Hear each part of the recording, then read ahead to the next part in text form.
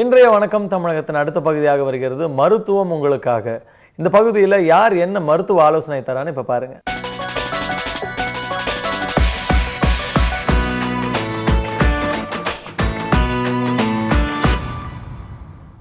வணக்கம். மருத்துவம் உங்களுக்காக நிகழ்ச்சியில் நாம் இன்னைக்கு இன்றைக்கு நம்ம நாட்டில் மட்டும் இல்லை, உலக அளவுலேயே எல்லாரையுமே பாதிக்கக்கூடிய ஒரு விஷயம் என்னென்னா உடற்பருமன். இது ஒரு அழகுக்காக இல்லை வேறு ஜென்ரலாக நம்ம வசதிகளுக்காக அப்படின்னு சொல்கிறத விட உடற்பருமன்ன்றது எல்லா நோய்களுக்கும் அடிப்படையான ஒரு சிம்டம், அதாவது ஒரு அறிகுறின்னு அர்த்தம். வெயிட் நாம் எப்படி இருக்கணும்னா 20 வயசு வரைக்கும் குழந்தையாக பிறந்து நம்ம வளர்கிற வரைக்கும் நல்ல சாப்பாடு, அதாவது ஸ்டார்ச் மாவு சத்து அதிகம் அதுக்கு தான் கொடுக்கறது, பருப்புகள் எல்லாம் அதிகமாக அதுக்கு தான் கொடுக்கறது, இந்த மாதிரி நெய், நட்ஸு, முந்திரி, பாதாம், தேங்காய், என்னென்ன கலோரிஸ் அதிகமாக இருக்கோ இதெல்லாம் ஏன் கொடுக்குறாங்கன்னா குழந்தை அதனுடைய நார்மல் உயரத்தை அடையணும், அந்த உயரத்துக்கேற்ற ஒரு எடையை அது ரீச் ஆகணும். எந்த குழந்தையாக இருந்தாலும், ஆண் குழந்தையாக இருந்தாலும் சரி, பெண் குழந்தையாக இருந்தாலும் சரி, எல்லாருமே அது ஆகணுன்றதுக்காக பிறந்தப்பத்திலேருந்து நாம் சாப்பாடு அளவு அதிகமாக கொடுத்து மற்ற இந்த கொழுப்பு பதார்த்தங்கள்லாம் அதிகமாக கொடுத்து வளர்க்கப்படுறது, அதுதான் ரீசன். ஆனால் 20 வயசு ஆகிட்ட அப்புறமும் மீண்டும் எனக்கு நான் நல்ல தட்டு நிறைய அவ்வளோ சாதம், லேசாக ஒரு ஸ்பூன் காய்கறி அந்த மாதிரி சாப்பிட்டுட்டு அதே பழக்கத்தை வச்சுக்கிறப்ப தான் நமக்கு ஃபஸ்ட்டு வருது ஒபிசிட்டி அப்படின்னு சொல்லக்கூடிய இந்த உடற்பருமன். இந்த உடல் குண்டாகிறதுன்றது எல்லா நோய்களுக்குமே அது ஒரு அறிகுறி. அது தனியாக ஒரு நோய் கிடையாது. ஆனால் அந்த உடல் வெயிட் போடுறதுன்றது எல்லா நோய்களும் வான்னு கூப்பிட்டு தான் அர்த்தம். அதை நம்ம குறைக்கணும்னு சொன்னால் சாப்பாடு, சமச்சீரான சாப்பாடு, இதுதான் எல்லாருமே சொல்கிறது பேலன்ஸ்டு டயட் அப்படின்றப்ப அதில் நம்மளுக்கு மாவுசத்தும் வரணும். ஆனால் அது அளவு குறைஞ்சிட்டு காய்கறிகள், கீரைகள், பழங்கள், இது மூணும் எந்த அளவுக்கு ஜாஸ்தி வருதோ அந்த அளவுக்கு உடல் பருமனை நம்ம குறைக்கலாம். அதே மாதிரி நமக்கு எக்ஸசைஸ், நம்ம செய்கிற வேலைகளை இப்போ முன்ன எல்லாமே கிச்சனில் பார்த்திங்கன்னா பொம்பளைங்கள்லாம் நல்லா ஆட்டுக்கல்ல மாவு அரைப்பாங்க, அம்மிக்கல்ல மசாலா அரைச்சிக்குவாங்க, க்ளீன் பண்ணிக்குவாங்க, பெருக்குவாங்க. பெருக்கிறதுக்கு கூட இப்போ மிஷின் இருந்தால் மிஷினை வச்சு பெருக்க வச்சிடுறாங்க. ஸோ அந்த வேலைகள் எந்த அளவுக்கு குறைஞ்சி சொஃபஸ்டிகேட்டட், அதாவது ரொம்ப வசதியான வாழ்க்கைக்கு போகணும்னு நினச்சி போகிறாங்களோ அந்த அளவுக்கு உடற்பருமன் அதிகமாகிக்கிட்டே போகுது. ஒவ்வொருத்தருமே அவங்களுடைய வயசு, உயரம், இப்போ ஒரு 165 சென்டிமீட்டர் ஒருத்தங்க இருக்காங்க, மேலாக இருந்தாலும் ஃபீமேலுக்கு ஒரு 30 வயசுக்குள்ளே இருக்காங்கன்னா கண்டிப்பாக அவங்க ஒரு 65 கிலோ வெயிட் இருக்கலாம். கொஞ்சம் சாதாரணமாக மேல் ஒரு 3 கிலோ 4 கிலோ கூட இருக்கலாம். ஃபீமேல் ஒரு 66, 67 இருக்கலாம். அந்த 65 கிலோ 165 சென்டிமீட்டர் இருந்துக்கிட்டு 80 கிலோ 90 கிலோ இருந்துச்சுன்னா அவங்களுக்கு சிறு வயசுலேயே வரக்கூடிய சர்க்கரை வியாதி, ரத்தத்தில் கொழுப்பு, ரத்த அழுத்தம், சில டைம் மாரடைப்பு வரத்துக்கு கூட வாய்ப்புகள் இருக்குது. எல்லாத்துக்குமே பேஸ் அந்தந்த உறுப்புகள் மேலே ஊழசதிகள் சேராமல் அது ஃப்ரெஷ்ஷாக வேலை செய்யணும்னு சொன்னால் வெயிட் குறையணும். இதுக்கு தேவை நல்லா சமவிகிதாச்சாரமான ஆகாரங்கள். ஆனால் சில பேர் என்ன நினைக்கிறாங்கன்னா, ஒரு 70-80 கிலோ இருக்கிறாங்கன்னா உடனே அது இமீடியட்டாக ஒரு மேஜிக் பண்ணுற மாதிரி ஒரு 2 மாதம் 3 மாதத்தில் ஒரு 20 கிலோ குறைச்சிடணும், 15 கிலோ குறைச்சிடணும். இது ரொம்ப தப்பு. அதுலேயும் இதில் திரைப்படத்துறையை சேர்ந்த நிறைய நடிகர் நடிகைகள் இது மாதிரி செய்கிறாங்க. வெயிட்டு போடுறதுக்கு ஸ்டீராய்ட்ஸ் சேர்த்து நிறைய போட்டுடுறாங்க. வெயிட்டு குறைக்கிறதுக்கு ரொம்ப 2-3 மந்த்ஸில் திடீர்னு வெயிட்டு குறையிறாங்க. அது பார்க்குறதுக்கு ஐயோ நல்லா இருக்கிறாங்களேன்னு தெரியும். ஆனால் அது அவங்களுக்கு எந்த அளவுக்கு பாதிப்பு கொடுக்கும்ன்றத இப்போதைக்கு தெரியாது. சில ஆண்டுகளில் அவங்களுக்கு அது ரொம்ப பிரச்சனையாக கொடுக்கும். ஸ்டோன் வரத்துக்குள்ள இருந்து எல்லா பிரச்சனைகளுமே அது ஆரம்பிச்சிடும். ஸோ நான் என்ன சொல்ல வரேன்னா, அவங்களுக்கு வெயிட்டு போடாமல் முதல்ல பார்த்துக்குங்க. உணவு கட்டுப்பாடு மூலமாகும். நான் பல முறை சொல்லிகிட்டு இருக்கிறேன், இந்த வாக்கிங், சைக்கிளிங், யோகாசனம், தியானம் கூட பண்ணலாம். நிறைய பேருக்கு மனசை ஒரு நிலைப்படுத்தி தியானம் பண்ணுறதுன்றது கஷ்டமாக இருக்குது. அப்படி ஒரு நிலைப்படுத்த முடியலனாலும் எந்த ஒரு பெரிய எல்லா விஷயங்களும் போட்டு குழப்பிக்காமல் உங்களுக்கு பிடிச்ச விஷயங்களை பற்றி பாசிட்டிவாக நினச்சிக்கிட்டு ஒரு 10-15 மினிட்ஸ் நீங்கள் யோசிச்சிங்கனால அது உங்களுக்கு ரிலாக்ஸ் கொடுக்கும். தியானம்ன்றது ஒரு சன்னியாசி ஆகிட்டோ இல்லை எல்லா பற்றற்ற ஒரு வாழ்க்கையை வச்சுக்கிட்டு செய்கிற வேண்டிய ஒரு நிலை, அது வரத்துக்கு டைம் ஆகும். ஆனால் அதுக்கு பதிலாக நீங்கள் இப்போ உங்களுக்கு ஒரு சயின்டிஸ்ட் ஆகணும்னு என்ன இருக்குது, நாம் இப்போ இந்த ஆராய்ச்சி பண்ணுறோம், இதில் ஜெயிச்சிட்டோம்னா உலக அளவில் நம்ம பெரிய சயின்டிஸ்ட் ஆகிடலாம் அப்படின்னுலாம் நினச்சி பார்க்குறப்போ அதுக்கும் ஒரு மாதிரி தியானம் தான். ஏன்னா நீங்கள் ஒரு நல்ல விஷயத்தை பாசிட்டிவாக நினச்சி பார்க்குறீங்க. அதே மாதிரி வாக்கிங் பண்ணுறீங்க, நல்ல ஒரு மியூசிக், ஏதாவது மெலடி மியூசிக், டம்முன்னு ட்ரம்முங்கெல்லாம் வரக்கூடாது, அமைதியான ஒரு மியூசிக் போட்டுக்கிட்டு 1 hour வாக் பண்ணுங்கள். வாக் பண்ணுற டைமே உங்களுக்கு தெரியாது. இல்லை நல்ல நட்பு பேசிக்கிட்டே வாக் பண்ணுங்கள், அது உங்களுக்கு தெரியாது. சைக்கிள் தெரிஞ்சதுன்னா சும்மாவே சைக்கிளிங் பண்ணுங்கள். ஸ்விம்மிங் தெரிஞ்சதுன்னா சும்மா நார்மலாகவே நான் வாரத்துக்கு ஒரு நாள் ஸ்விம்மிங் போகிறேன். எப்படி நாம் வந்து தூங்குறோம், சாப்பிட்றோம், நார்மல் கடமைகளெல்லாம் செய்கிறோன்ற மாதிரி இந்த வாக்கிங் போகிறோம், காய்கறிகள் சாப்பிட்றோம், கீரைகள் சாப்பிட்றோம். ஏன்னா ஒரு நோயற்ற வாழ்வு ஒன்று நமக்கு இருக்கணும் லைஃப்லன்னு சொன்னால் அது வந்து உடல் பர்ஃபெக்டாக இருக்கணும். அழகுன்றது ரெண்டாவது விஷயம். ஹைட்டுக்கு ஏற்ற வெயிட், வயசுக்கு வெயிட். சில 1 or 2 kilos மாறுபடலாம், அது ஒரு பெரிய தப்பு கிடையாது. இப்போ சமையலையே சில நான் சொல்கிறேன், இப்போ ரெடிமேடாக என்னென்ன கெமிக்கல்ஸ் கலந்த ஃபுட் இருக்கோ அதையெல்லாம் ஆட் பண்ணுறப்போ தானாக வெயிட் போட்டுடும். இதுவே இந்த சமையலில் ரொம்ப வெயிட் குறைக்கிற தன்மை எதுக்கு இருக்குன்னா வாழைத்தண்டுக்கு இருக்குது. வாழைத்தண்டையும் பைத்தம் பருப்பு, அதாவது பாசிப்பருப்புன்னு சொல்லுவாங்க, அதை கூட்டை வந்து வாரத்துக்கு 3 வாட்டி சாப்பிட்றப்போ ஒரு நார் சத்து, அது ஒரு வடவடப்பான ஒரு பாத்திரத்தை நம்ம நார் போட்டு தொலைக்கணும் எப்படி கிளியர் ஆகும், அந்த மாதிரி அந்த பாடி உறுப்புகள் எல்லாம் அதை க்ளீன் பண்ணும். ஸோ அந்த பைத்தம் பருப்பும் உடம்புக்கு நல்லது, வாழைத்தண்டு நல்லது. வாரத்துக்கு ஒரு நாள் வாழைத்தண்டு வேக வச்சு அந்த தண்ணியில், அதாவது வாழைத்தண்டை வந்து என்ன பண்ணணும்னா அது ஸ்டெம் மாதிரி இருக்கும் இல்லையா, அப்படியே கட்டியாக அதை கொஞ்சம் நசுக்கி மிக்சியில் போட்டு நல்லா தண்ணி போட்டு மிக்ஸ் பண்ணி அதை ஒரு மண் பாத்திரத்தில் வேக வச்சா ரொம்ப நல்லது. ஏன்னா அதனுடைய தன்மை வந்து அந்த ருசியை வேறு மாதிரி, அதுக்கு ஒரு மருத்துவ குணம் வரும். அதை வந்து ஒரு கண்ணாடி டம்ளரில் ஊற்றிக்கிட்டு அதில் வந்து ஒரு சிட்டிகை ஒரு நாள் பெருங்காயத்தூள், ஒரு வாட்டி வந்து சீரகத்தூள், ஒரு வாட்டி தனியாத்தூள், ஒரு வாட்டி மிளகுத்தூள், இந்த மாதிரி போடுறப்போ அந்த வயிறு எவ்வளோ பெரிய வயிறாக இருந்தாலும் கண்டிப்பாக நாளாக ஃப்ளாட் ஆகிக்கிட்டே போயிடும். அந்த மாதிரி இருக்கிற காய்கறியில் அதிகமான நார் சத்து இருக்கிறது வாழைத்தண்டு. அதுக்கு அடுத்தது நாட்டு அவரைக்காய். இதை வந்து ஜாஸ்தி பாயில் பண்ணுவாங்க. எப்போவுமே காய்கறிகள் அதிகமாக வேக வச்சு அதில் ருசிக்காக எல்லா விதமான மசாலா பவுடர்ஸும் ஆட் பண்ணி அப்படி செய்யாமல் காய்கறிகள், எந்த காய்கறிகள் வந்து இப்போ நாட்டு அவரைக்காய், பீன்ஸு, இதெல்லாம் வந்து நல்லா முருங்கைக்காய், இதில் கூட நிறைய நார் சத்து இருக்குது. ஸோ நார் சத்து வந்து பழைய காய்கறிகளும் கூட இப்போ வந்திருக்கிற இந்த மாடர்ன் காய்கறிகள் கூட சில யூஸ் பண்ணிக்கலாம். இதில் நீங்கள் ஆட் பண்ண வேண்டியது என்னென்னா, முக்கியமாக ஆட் பண்ண வேண்டியது சீரகம், பூண்டு, இஞ்சி. அதில் ஒரு நாளைக்கு அது கூட வந்து ஒரு கீரை, என்ன கீரை இருக்கணும் அரைக்கிறதுக்காக கீரைன்னா புதினா, கொத்தமல்லி, இதில் ஏதாவது ஒரு கீரை ஒரு கைப்பிடி அளவு. இந்த விழுதை நீங்கள் ஃப்ரெஷ்ஷாக அரைச்சிக்கிங்க, அது கூட ரெடிமேட் வாங்கிக்காதீங்க. ஃப்ரெஷ்ஷாக அரைச்சிக்கிட்டு அதை வந்து நீங்கள் செய்கிற காய்கறியில் போட்டோம்னா அந்த வயிற்றுக்கு வந்து கம்ப்ளீட் ஜீரண சக்தியும் கொடுத்துடும், மலச்சிக்கல் இருந்தாலும் கிளியர் பண்ணிடும். அதே நேரத்தில் வெயிட் வந்து குறைய ஆரம்பிச்சிடும். ஏன்னா சீரகத்துலேயும் தனியாவிலும் அவ்வளோ நார் சத்து இருக்குது. இன்னும் கூட சீரகம், தனியா வந்து தனியாக அப்படியே, அதாவது வறுக்காமல் வேக வச்சு அதை வந்து 1 ஸ்பூன் சீரகம், ஒரு 4 ஸ்பூன் தனியா, அந்த தண்ணியை எடுத்து அப்படியே குடிச்சிங்கன்னு வச்சுக்கோங்க, அதுதான் கஷாயம். நம்ம வறுக்காமல் வேக வச்சா கஷாயம், நம்ம அதை கொதிக்க வச்சோம்னா சூப். இந்த வாழைத்தண்டு சொன்னேன் இல்லைங்களா, அது சூப். இப்போ நல்ல பழங்கள் பிடிச்சிது, அதை வந்து நீங்கள் கட் பண்ணி அதை வந்து மிக்சியில் போட்டு குடிச்சிங்கன்னா அது ஜூஸ். ஸோ நேச்சுரலாக வரக்கூடிய சூப்பு, கஷாயம், ஜூஸ், இந்த மாதிரி நீங்கள் வந்து குடிக்கிறதுக்காகவும், சமையலில் காய்கறிகளும் இப்போ நான் சொன்ன இந்த விழுதுகள், இஞ்சி வந்து ரொம்ப முக்கிய பங்கு வெயிட் குறைக்கிறதுல. வயிறு முக்கியமாக லேடிஸுக்கு வயிறு நல்லா குறையும். என்ன, லேடிஸ் கொஞ்சம் உடம்பு வளைஞ்சி வேலை செய்யணும், அவ்வளோதான், வேறு ஒன்றும் இல்லை. அவங்க உடம்பு வளைஞ்சி வேலை செஞ்சு ஃப்ரெஷ்ஷாக காலையில், மதியம், சாயந்தரம் நல்லபடியாக சமைச்சாங்கன்னு வச்சுக்கோங்க, வெயிட்டு போடணும்னு நினச்சா கூட போட முடியாது. வாக்கிங் பண்ணிக்கிட்டு வெயிட் குறையும், அதாவது நம்ம வெயிட் இன்னும் ஜாஸ்தி ஆகிடுவோன்னா கண்டிப்பாக ஆகவே மாட்டீங்க. பர்ஃபெக்ட் வாக்கிங், நல்ல டயட்டு, யோகாசனம், கொஞ்சம் பாசிட்டிவான எண்ணங்கள். ஏன்னா இது எல்லாம் சரியாக இருந்து கூட மன உளைச்சல், வேதனைன்னு சொல்கிறப்ப இந்த 3 சரியாக இருந்து கூட ப்ராப்ளம் வந்து நமக்கு வந்து யூஸ் இல்லாமல் போயிடும். ஸோ முதல்ல மனசு ரிலாக்ஸ் பண்ணிக்கணும். ஏன்னா எல்லாத்துக்குமே நான் நிறைய முறை சொல்லியிருக்கேன், இது மனசுன்றது வந்து எந்த ஒரு நோய் இருந்தாலும் அந்த மனசு, நீங்கள் வந்து ரொம்ப மன உளைச்சலாக இருக்கிறீங்க, ரொம்ப அதுக்காக வருத்தப்படுறீங்க, அது அவங்க மனநிலையை பொறுத்து சின்ன விஷயத்துக்கு அதிகம் வருத்தப்படுறவங்களும் இருக்காங்க.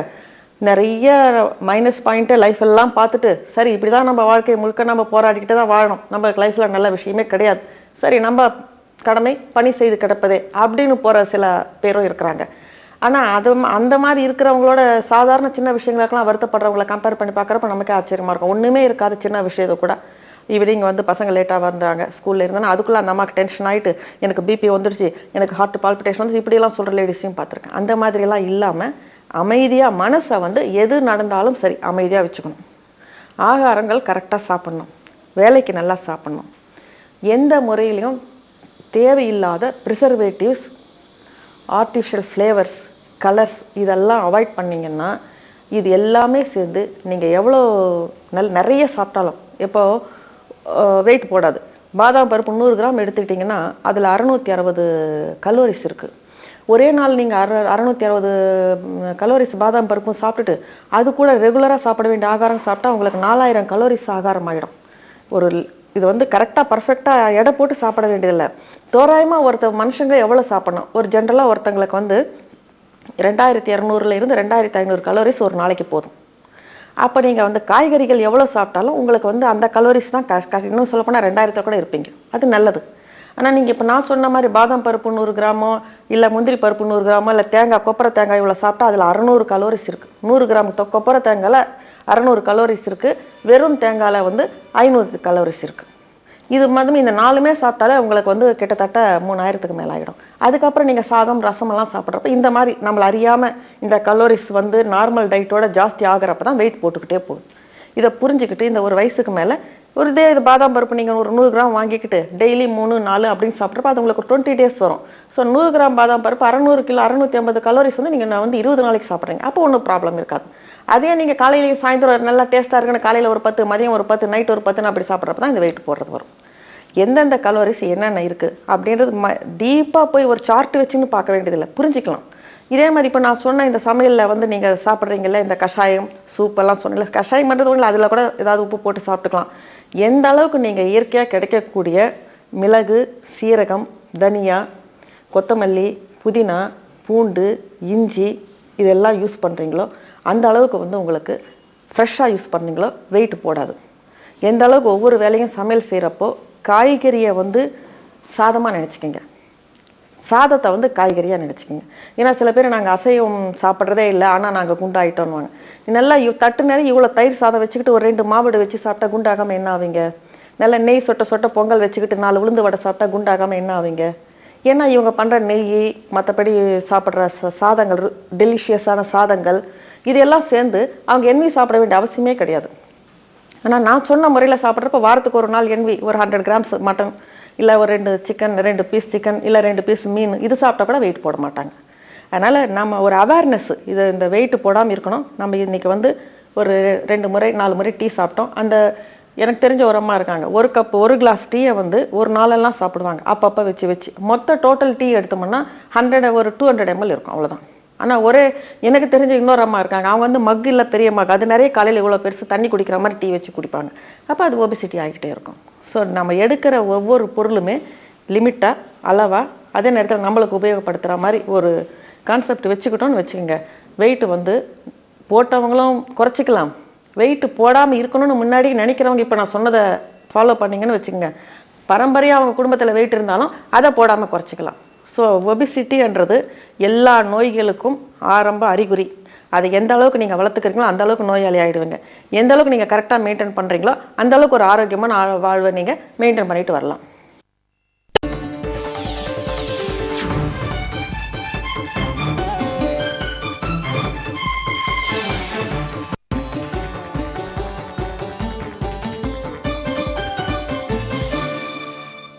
இன்றைய வணக்கம் தமிழகத்தின் அடுத்த பகுதியாக வருகிறது மருத்துவம் உங்களுக்காக. இந்த பகுதியில் எந்த மருத்துவர் என்ன ஆலோசனை தரான்னு இப்போ பார்ப்போம்.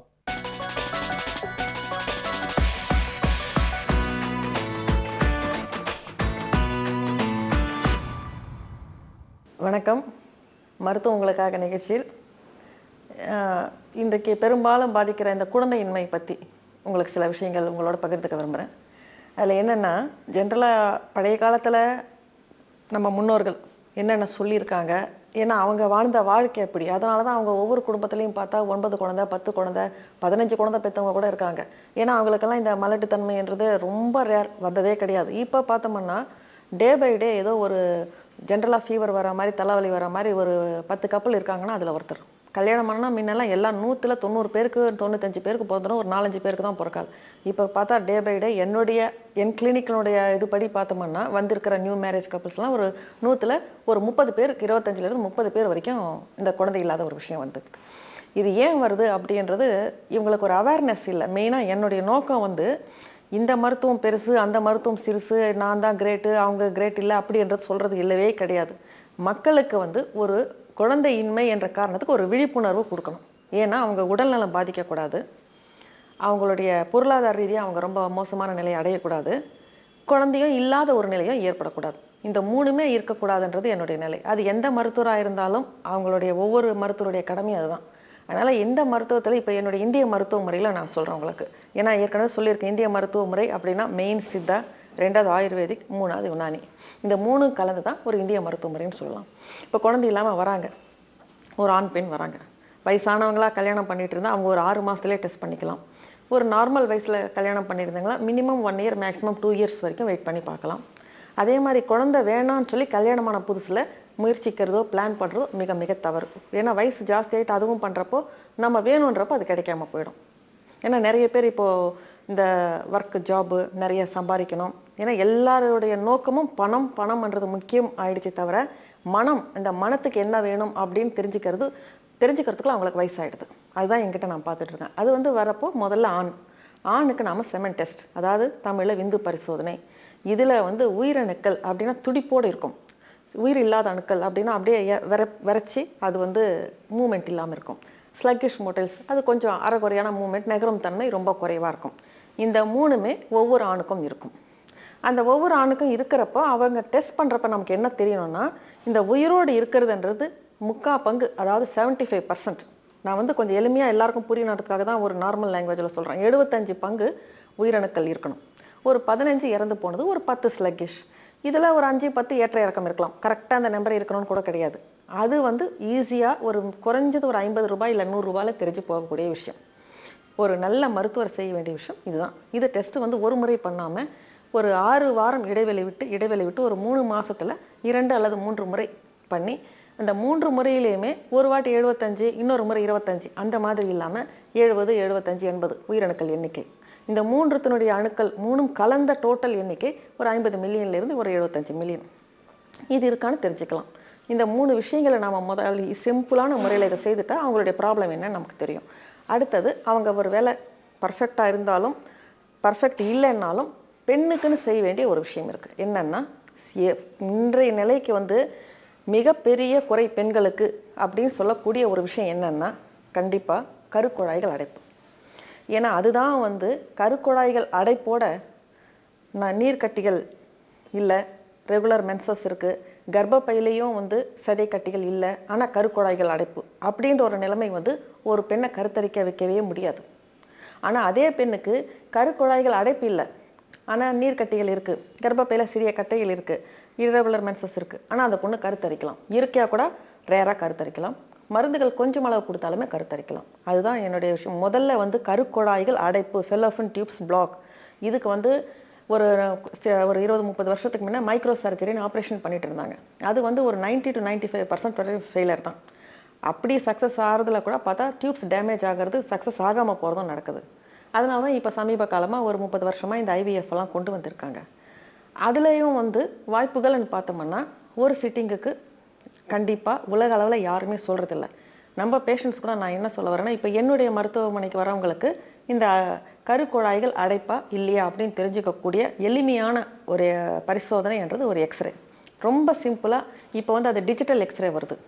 இன்னும் கிட்டத்தட்ட நான் இந்த ஃபீல்டில் இருந்துக்கிட்டு எக்ஸ்ரே சரியில்லைன்னா லேப்ரோஸ்கோபிக் பண்ணி பார்க்கலாம் அப்படின்னு நான் பல ஆண்டுகளாக வெயிட் பண்ணி பார்த்துக்கிட்டு இருக்கேன்.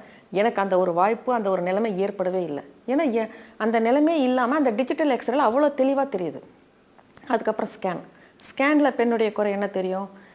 சினைப்பையில் அந்த நீர்க்கட்டிகள் அதிகமாக சேர்ந்துருக்குதா, இல்லை கர்ப்பப்பையில் சதை கட்டி இருக்குதா, இல்லை தேவையற்ற சதைகள் ஏதாவது மாஸ் மாதிரி ஏதாவது சேர்ந்துட்டு இருக்கா, இது சிம்பிள் ஸ்கேனில் தெரிஞ்சிடும்.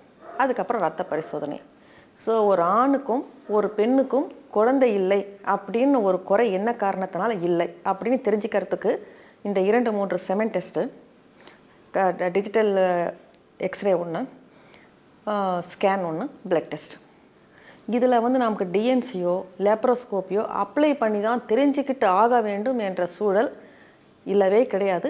இது எனக்கே பல நவீன மருத்துவர்கள், வயதான மருத்துவர்கள் எல்லாம் இதுவே போதும், இதுலேயே உங்களுக்கு எல்லாம் தெரிஞ்சிடும்னு சொல்லி அதை அவங்களும் பார்த்து, நான் அந்த மாதிரி இத்தனை வருஷமாக பார்த்து கிட்ட கருத்தரித்தவங்க அந்த நவீன மருத்துவர்கள்கிட்டயே நான் பிரசவத்துக்கும் அனுப்பியிருக்கேன்.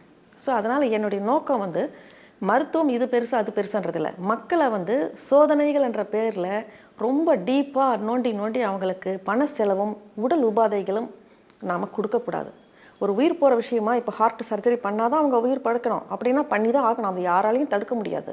ஆனால் இந்த குழந்தை இல்லாத விஷயத்துக்கு கண்டிப்பாக இத்தனை ஒரு ஹிஸ்டோஸ்கோப்பி, ஒரு லேப்ரோஸ்கோப்பி, ஒரு 4 டிஎன்சிங்க, தேவைப்பட்டால் இன்னும் என்னென்ன எக்யூப்மெண்ட்ஸ் இருக்கோ அதையெல்லாம் யூஸ் பண்ணி செய்யணும், அப்ளை பண்ணணுன்ற ஒரு நிலை வந்து கிடையாதுன்றது என்னுடைய அபிப்பிராயம். ஏன்னா இது உயிர் போகிற விஷயம் கிடையாது.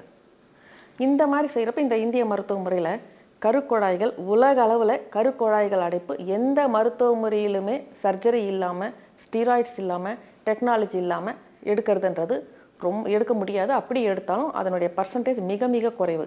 ஆனால் இந்திய மருத்துவத்தில் பார்த்தோம்னா இந்த மாதிரி ஸ்டீராய்ட்ஸும் கிடையாது, டீப்பான இன்வெஸ்டிகேஷனும் கிடையாது. நவீன மருத்துவத்துறையை சார்ந்த நிறைய டிஜிஓஸ், எம்டி டிஜிஓஸே இருக்காங்க. க்ளீனாக அவங்க வந்து எந்த உடல் உபாதையும் இல்லாமல் நாங்கள் குழந்தை பெற்றுக்கிட்டோம் சந்தோஷமாக தேங்க்ஸ் சொல்லிட்டு போவாங்க. அந்த அளவுக்கு மருந்துகள் இருக்குது. ஃபஸ்ட் லைன் ஆஃப் ட்ரீட்மெண்ட்டை என்னென்ன ஜனங்களுக்கு ஓரல் ட்ரீட்மெண்ட், சிம்பிளான மெடிசனில் அந்த நோயை எப்படி கிளியர் பண்ணும், இல்லைன்னா கொஞ்சம் ஹெவி ட்ரீட்மெண்ட், இல்லைன்னா சர்ஜரி. ஸோ என்னுடைய நோக்கம் அந்த ஃபஸ்ட் லைன் ட்ரீட்மெண்ட் சொல்கிறீங்களே ஓரல் மெடிசன்ஸ், அதிலேயே சரியாக்கணுன்றதான் என்னுடைய நோக்கம். பிரசவம் வர்றப்போ மட்டுமே தான் அவங்களுக்கு கொஞ்சம் ஹெவி மெடிசன்ஸ் கொடுக்க வேண்டிய ஒரு சூழல் ஏற்படுது. ஸோ இதில் வந்து இவ்வளோ நல்ல அதே மாதிரி இந்த நீர்க்கட்டிகள் சொல்கிறாங்க இல்லைங்களா, இந்த எண்டோமெட்ரியாசிஸ்ன்ற டிஷ்யூஸ் இருக்கு இல்லையா, அது கருக்குழாயை சுற்றி எங்கே வேணாலும் அது வளர்ந்துக்கிட்டே வரும். அதனுடைய வளர்ச்சியினுடைய ஒரு பாதிப்பு தான் பல டைம்ஸ் நம்ம பார்க்குறப்போ அந்த நீர்க்கட்டிகள் தன்மை வந்துடும். இதுக்கு வந்து இந்தியன் மெடிசன், ஓரல் மெடிசன் இது கொடுக்குறப்பவே அந்த நீர்க்கட்டிகள் ஈஸியாக கரைஞ்சி போயிடும். அதே மாதிரி கர்ப்பப்பை கட்டிகள் இருக்கு இல்லையா, அந்த எண்டோமெட்ரியாசிஸ் திக்னஸ், அந்த எண்டோமெட்ரியல் திக்னஸ்ன்னு சொல்லுவோம்ல, அது வந்து ஒரு 2 சென்டிமீட்டர்ஸ்க்கு மேலே போகிறப்ப கர்ப்பப்பை கட்டிகள் வரும். ஏன்னா ஒரு பெண்ணுக்கு இல்லற வாழ்க்கையில் ஈடுபடுறப்போ கருக்குழாய்களில் தான் கரு உருவாகும். அது கர்ப்பப்பை நோக்கி வரப்போ அந்த கர்ப்பப்பையில் எந்த கட்டிகளும் இல்லாமல் இருக்கணும். சினைப்பையிலேருந்து முட்டை சினைஞ்சி கருக்குழாய் போகணும், அதுக்கு சினைப்பை சுற்றி நீர் கட்டிகள் இல்லாமல் இருக்கணும். இதுதான் மெயின். இன்னும் டீப்பாக போனால் சின்ன சின்ன விஷயங்கள்லாம் இருக்குது, அதெல்லாம் இல்லைன்னு சொல்லணும். ஆனால் அதெல்லாம் இதோட கம்பேர் பண்ணால் சிறிய விஷயங்கள். ஒரு நார்மல் யூட்ரஸை விட ஸ்மாலர் யூட்ரஸ்ன்னு சொல்லலாம். வேறு சின்ன சின்ன விஷயங்கள் ஏதாவது பல்கி யூட்ரஸ்ன்னு சொல்லலாம், இல்லை வெயிட் ஒபெசிட்டி இருக்குன்னு சொல்லலாம். இதெல்லாம் நான் வந்து நெக்ஸ்ட் ஸ்டேஜ் சொல்கிறேன். மெயின் குழந்தை பிறக்க அதுக்கு பெண்களுக்கு இந்த எளிமையான முறையில் கண்டுபிடிக்கப்படலாம், எளிமையான முறையில் மருத்துவம் செய்து சரியாக்கிறதுக்கான வாய்ப்புகள், இதை நான் உறுதியாகவும் சொல்ல முடியும், ஆணித்தரமாகவும் சொல்ல முடியும். இந்திய மருத்துவத்தில் எந்த அளவுக்கும் பாதிப்பு இல்லாத அளவுக்கு இந்த 3 குறைகளுமே சரியாக்கிறதுக்கு வழிகள் அதிகம் இருக்குது. அதே மாதிரி ஆண்களுக்கு எடுத்துக்கிறப்போ இந்த அணுக்கள் அறவே இல்லைன்னு வரும். அப்படிப்பட்டவங்களுக்கு மட்டும் ஒரு ஆண் மருத்துவர்கிட்ட அனுப்பி அவங்களுக்கும் எந்த சர்ஜரியும் வேண்டியதில்லை. அந்த பயாப்சி, இந்த பயாப்சி, இந்த சர்ஜரி எதுவுமே தேவையில்லை. அவங்களுக்கு கிளினிக்கல் எக்ஸாமினேஷன், அதாவது அந்த டெஸ்டிஸ் வால்யூம், அந்த விதைப்பைகளுடைய அளவு, அதில் வந்து செமினல் டியூப், பேஸ்ன்னு ஒரு டியூப், அது பிளாக் இருக்கா, அதுக்கப்புறம் வேரிகோசல் இருக்கா, ஹைட்ரஸல் ஹெர்னியா அந்த மாதிரி ஏதாவது இருக்கா, அந்த வந்து எபிடைமிஸில் ஏதாவது கொஞ்சம் ஸ்கின் திக்காக இருக்கா, தின்னாக இருக்கா, ஏதாவது சின்ன சின்ன புண்கள் இருக்கா, இது எல்லாமே ஒரே ஸ்கேன், டாப்லர் ஸ்டடி எல்லாத்துலேயுமே பார்த்தோம்னா ஒரே ஸ்க்ரோட்டம் ஸ்டடியில் ஃபுல்லாகவே நமக்கு தெரிஞ்சிடும். அதனால் அவருக்கும் வந்து சர்ஜரி கிடையாது. இன்னும் அவங்க இந்த ட்ரீட்மெண்ட் எடுத்து எனக்கு தெரிஞ்சு பாசிட்டிவ் ஆகிறவங்க பாசிட்டிவான மெடிசன்ஸ் சாப்பிட்றப்போ சிசரின் கூட இல்லாமல் நார்மல் டெலிவரி ஆகிடுறாங்க. ஸோ லைஃப்பில் கத்தி பிளேடு அப்படின்றது இல்லாமையே ஒரு நல்ல விஷயம் இந்த மலட்டுத்தன்மைக்கு இந்த சித்த மருத்துவத்தில், அதாவது இந்த இந்திய மருத்துவ முறைகளில் அருமையான விஷயங்கள் இருக்குது. இது மக்களுக்கு வந்து நம்ம டீப்பான இன்வெஸ்டிகேஷனும் ஹெவி ஸ்டீராய்ட்ஸும் தேவையற்ற டெக்னாலஜிஸ் யூஸ் பண்ணி அவங்கள கஷ்டப்படுத்தக்கூடாதுன்றது தான் என் நோக்கம். அந்த லைன் இந்த இல்லை கிடையாது. நான் இன்னொன்றும் சொல்லிக்க விரும்புகிறேன். இப்போ நவீன மருத்துவத்தில் இருக்கிற மருத்துவர்கள் தான் நான் பாசிட்டிவ் பண்ணி டெலிவரி வரைக்கும் நான் அவங்கள மெயின்டைன் பண்ணி பிரசவத்துக்கு அனுப்புகிறப்போ அவங்க தான் அவங்கள நல்லபடியாக பார்த்துக்கிறாங்க. எந்தெந்த மருத்துவத்தில் என்னென்ன நல்ல விஷயங்கள் இருக்கோ அதை எடுத்து மக்களுக்கு கொடுக்க வேண்டியது தான் ஒரு நல்ல மருத்துவருடைய கடமை. அதே மாதிரி அவங்க வராங்க. ஏன்னா எனக்கு சமீபத்தில் ஒரு அம்மா வந்தாங்க, 32 ஐயுஐ பண்ணிட்டு வந்திருக்காங்க. அந்த மாதிரி என்கிட்ட இப்போ எத்தனை ஃபைல் இருக்கோ சொல்ல முடிய கணக்கில்லாத ஃபைல்ஸ் இருக்குது. ஆனால் அதுக்கு எனக்கு தெரிஞ்சு 5 or 6 டைம்ஸ் தான் சொல்லியிருக்காங்க மேக்ஸிமம்.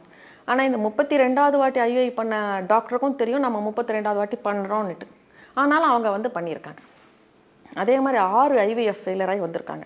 இப்போ அவங்களுக்கு ஹை கொலஸ்ட்ரால், ஹை சுகர், எனக்கு கார்டியாக் ப்ராப்ளம் இருக்குமோன்னு ஒரு சந்தேகம். இப்போ நான் அவங்கள ட்ரீட்மெண்ட் கொடுக்கறதுக்கே யோசித்து அனுப்பிட்டேன். ஸோ நான் என்ன சொல்ல வரேன்னா, இந்த குழந்தை வேணும் அப்படின்ற ஆர்வம் நியாயமானது தான். ஆனால் அதை உங்கள் உடலை பாதித்து நீங்கள் வந்து நல்லபடியாக ஆரோக்கியமாக வாழ முடியாத அளவுக்கு பிரச்சனைகளும் கொடுத்து குழந்தையும் இல்லைன்ற நிலைமையை ஏற்படுத்தக்கூடாது. அதனால் நீங்கள் போகிறப்போ உங்கள் மருத்துவர்கிட்ட யார்கிட்ட போனாலும் சொல்கிறேன், ஒரு சிட்டிங்குக்கு எத்தனை % வாய்ப்பு இருக்குது, எவ்வளோ செலவாகும், என்னுடைய உடலில் இந்த சர்க்கரை கொழுப்பு இந்த மாதிரிலாம் இருக்கிறதுக்கு நான் இந்த அளவுக்கு ஸ்டீராய்ட்ஸ் எடுத்துக்கலாமா, இப்போ எனக்கு நீங்கள் வந்து சக்ஸஸ் பண்ணுறது இருந்தால் அது என்னுடைய கணவருடைய விந்தில் செய்யக்கூடியதானா, என்னுடைய சொந்த குழந்தை தான் வருதா? ஏன்னா இதில் இது ரொம்ப முக்கியமான விஷயம். நம்ம கல்ச்சர் படி நாம் சக்ஸஸ் ஆகிறோன்றப்ப நம்ம சொந்த குழந்தை தான் நம்மளுக்கு வேணும். அது விருப்பப்பட்டு இன்னொருத்தர் ஆணுடைய விந்தில் இருந்து உயிரணை எடுத்து தானம் பண்ணி, செமன் டோனர்ஸ் இருக்காங்க, இந்த சினை முட்டை டோனர் பண்ணுறவங்க இருக்காங்க, எல்லா விஷயத்துலையும் எல்லா டோனர் பண்ணுறவங்களும் இருக்காங்க. இதை அவங்களுக்கு நல்லா தெளிவுபடுத்தி அந்த குழந்தையை உருவாக்குறதுக்கு இவ்வளோ செலவாகும், அதுவும் பர்சன்டேஜ் இவ்வளோ தான் இருக்குன்றது தெளிவுபடுத்தி இவங்க எடுத்தாங்கன்னா எனக்கு என்ன ஒரு மன நிறைவுன்னா, பேஷண்ட்டுங்களும் உடல் நலம் பாதுகாக்கப்படும். பேஷண்ட்டுங்களுக்கும் பொருளாதார ரீதியாக இத்தனை பர்சன்டேஜ் இருக்குது, இத்தனை முறை முயற்சி பண்ணுறதுக்கு நாம் தயாராக இருக்கிறோமா? ஒரு அவேர்னஸ் இருந்தால் 32 IUI நம்ம போனோமா, 6-7 IVF நம்ம போனோமா, இந்த ICSI மெத்தடில் இத்தனை வாட்டி போனோமா, இத்தனை 3ஐயும் கலந்துக்கிட்டு செய்துக்கிட்ட வந்த லேடிஸ் கூட இருக்கிறாங்க என்கிட்ட. அவங்களெல்லாமும் நான் எந்த நிலையிலும் ட்ரீட்மெண்ட் கொடுக்க தயாராகவே இல்லை. அவங்களுடைய உடல் நலம் பார்த்தப்போ பிளட் டெஸ்ட்டில் அவ்வளோ வேகமான சில விஷயங்கள் இருக்கும். ஸோ நான் முதல்ல உங்களுடைய விஷயங்களை தெளிவுபடுத்துக்குங்க. ஏன்னா இந்திய மருத்துவ முறை எடுத்தோம்னா இந்த மாதிரி கம்பேர் பண்ணுறதா சொல்லலை, அதாவது ஓரலாக கொடுக்கக்கூடிய மருந்துகளே இவ்வளோ விஷயம் இருக்குன்றது புரிஞ்சுக்கிறதுக்காக சொல்கிறேன். இந்த மாதிரி எந்த ஸ்டீராய்ட்ஸ் கிடையாது, டெக்னாலஜி கிடையாது. குறிப்பாக அவங்களுடைய சொந்த குழந்தை மட்டும்தான் அவங்களுக்கு பிறக்கும். இதில் வேறு ஒரு விஷயமே கிடையாது. ஆனால் இந்த 9ல் எல்லாமும் சயின்ஸ் ரொம்ப அட்வான்ஸ் ஆகிருக்கு. ரொம்ப சந்தோஷமான விஷயம். இதை எல்லாருமே ஒத்துக்க வேண்டிய விஷயம். பேஷண்ட்டை தெளிவுபடுத்திட்டு செய்யுங்க. ஏன்னா அவங்க அந்த பொருளாதார ரீதியும் உடல் நலத்தையும் பாதுகாக்கிறவங்களா இருக்கணும். ஒருவேளை பேஷண்ட்டுடைய ஹெல்த் சரியில்லையா, நானாக இருந்தாலும் சரி, நவீன மருத்துவர்களாக இருந்தாலும் சரி, அடாப்ட் பண்ணிக்கிறது, அதாவது குழந்தைய தத்து எடுத்துக்கிட்டு வளர்க்குறதுன்றது, ஒரு குழந்தைய தத்து எடுத்து ஒரு அட்ரஸ் கொடுக்கறது ஒரு கோவில் கட்டி கும்பாபிஷேகம் பண்ணுறத விட பெரிய விஷயம். அந்த மாதிரி செய்யறதுக்கான உடல்நல பாதிப்பு இருக்குது. அவங்களுக்கு நவீன மருத்துவ முறை ஒத்து வராது. அப்படின்றப்ப இந்த மாதிரி யோசிங்க. ஏன்னா இப்போ ஆஸ்திரேலியாவில் டாக்டர் ஆனி கிளார்க்னு ஒருத்தர் இருக்கார். அவர் 105 பேரை எடுத்து இந்த ட்ரிங்க்ஸு, ஸ்மோக்கிங், நான் சொன்ன இந்த டயட்டெல்லாம் சொல்லியிருக்கேன் ஏற்கனவே நிறைய, அதெல்லாம் அந்த ட்ரிங்க்ஸ் ஸ்மோக்கிங் அவாய்ட் பண்ணி இந்த டயட் மட்டுமே கொடுத்து மெடிசன் இல்லாமல் பார்த்தா அதில் 31 பேர் சக்ஸஸ் ஆகிட்டாங்க. அவங்களுக்கு அவர் கூட என்ன செஞ்சுருக்காருன்னா, ஒரு எக்ஸ்பெரிமெண்ட்டாக வைட்டமின் டி, அது எதில் கிடைக்கும், சூரிய ஒளியில் கிடைக்கும். காலையில் எழுந்த அந்த குழந்தை இல்லாதவங்களாம் அந்த வைட்டமின் டியில் உட்கார வச்சு அவங்களுக்கு கம்ப்ளீட்டாக வெஜிடபிள்ஸ் க்ரீன்ஸ் மாற்றி ட்ரிங்க்ஸு ஸ்மோக்கிங் நிறுத்தி செக் பண்ணி மெடிசன் இல்லாமல் 105 பேர் அவர் எடுத்துக்கிட்டு 30 பேரை பாசிட்டிவ் பண்ணியிருக்கார். இது எவ்வளோ பெரிய விஷயம். அவரும் ஒரு நவீன மருத்துவர் தான், ஒரு சயின்டிஸ்ட்டு தான். ஏன்னா இதில் இருக்கிற நல்ல விஷயங்கள் வெளிநாட்டில் இருக்கிற விஞ்ஞானிகள் உட்பட எப்படி புரிஞ்சுக்கிட்டு இருக்காங்கன்றதுக்காக எக்ஸாம்பிள் சொல்கிறேன் நான். ஸோ குழந்தை இல்லைன்றது கண்டிப்பாக முக்கியமான வருத்தப்படக்கூடிய விஷயம்தான். அதுக்காக உங்கள் உடல் நலம் பாதிக்காமல் என்ன வழிகள் இருக்கோ அதுக்கு ஃபஸ்ட்டு ப்ரிஃபரன்ஸ் கொடுங்க. 2வது கொஞ்சம் ஹெவி மெடிசன்ஸ்க்கு செகண்ட் ப்ரிஃபரன்ஸ் கொடுங்க. 3வது நீங்கள் ஹெல்த்தியாக இருக்கிறீங்கன்னா பெரிய விஷயங்களுக்கு போங்க. இதுதான் நான் உங்களுக்கு சொல்லக்கூடிய விஷயங்கள். ஏன்னா நம்ம நாட்டில், இந்தியாவில் நம்ம மருந்துகள் இவ்வளோ அருமையான விஷயங்கள் இருக்குது. வெளிநாட்டுக்காரங்களை எல்லாம் இப்போ அவர் ஆஸ்திரேலியாவில் சொன்னவர் இந்த வெஜிடபிள்ஸ் க்ரீன்ஸ் எல்லாம் எங்கேருந்து சொல்கிறார் அவர், இதெல்லாம் நம்ம நாட்டில் இருந்து தெரிஞ்சது தான். இன்றைக்கி யோகா சொல்கிறாங்கன்னா எங்கேருந்து சொல்கிறாங்க? யோகான்றது சித்த மருத்துவத்தில் ஒரு பிரிவு தான். ஸோ நம்ம விஷயங்களையே கொஞ்சம் மாடர்னாக ஆங்கிலத்தில் சொல்லப்படுறப்போ புது விஷயமாக அது வெளி உலகத்துக்கு வருது. அதுதான் நாம் சொல்கிறோம். நம்ம கையில் இருக்கிற ஒரு அருமையான விஷயங்களை பாதுகாப்பு, நல்ல விஷயங்களை ஃபாலோ பண்ணிவிட்டு ஒரு நல்ல குழந்தைய உடல் நலத்தோட உங்கள் சொந்த குழந்தைய நீங்கள் பெற்றுக்கிறதுக்கான வாய்ப்புகள் இந்திய மருத்துவத்தில் அதிகம் இருக்குது. அதுக்கான விழிப்புணர்வு நீங்கள் ஏற்படுத்திக்கிங்க.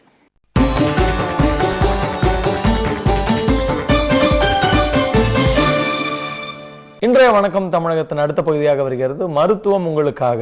இந்த பகுதியில் யார் என்ன மருத்துவ ஆலோசனை தரான்னு பாருங்க.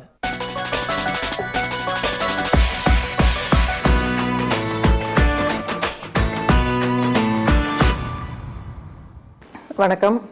மருத்துவம் உங்களுக்காக நிகழ்ச்சியில் மக்கள் எல்லோருக்குமே ஒரு மருத்துவ விழிப்புணர்வு, சேம் டைம் சமுதாய விழிப்புணர்வு, இது ரெண்டும் இருந்துன்னு வச்சுக்கோங்க, நிறைய நோய்களில் இருந்து அவங்க தப்பிக்கலாம். அதுக்காக அவங்க ஒரு PhD படிச்சிருக்கணும், அவங்க ஒரு டாக்டராக இருக்கணும் அப்படின்ற அவசியமே கிடையாது.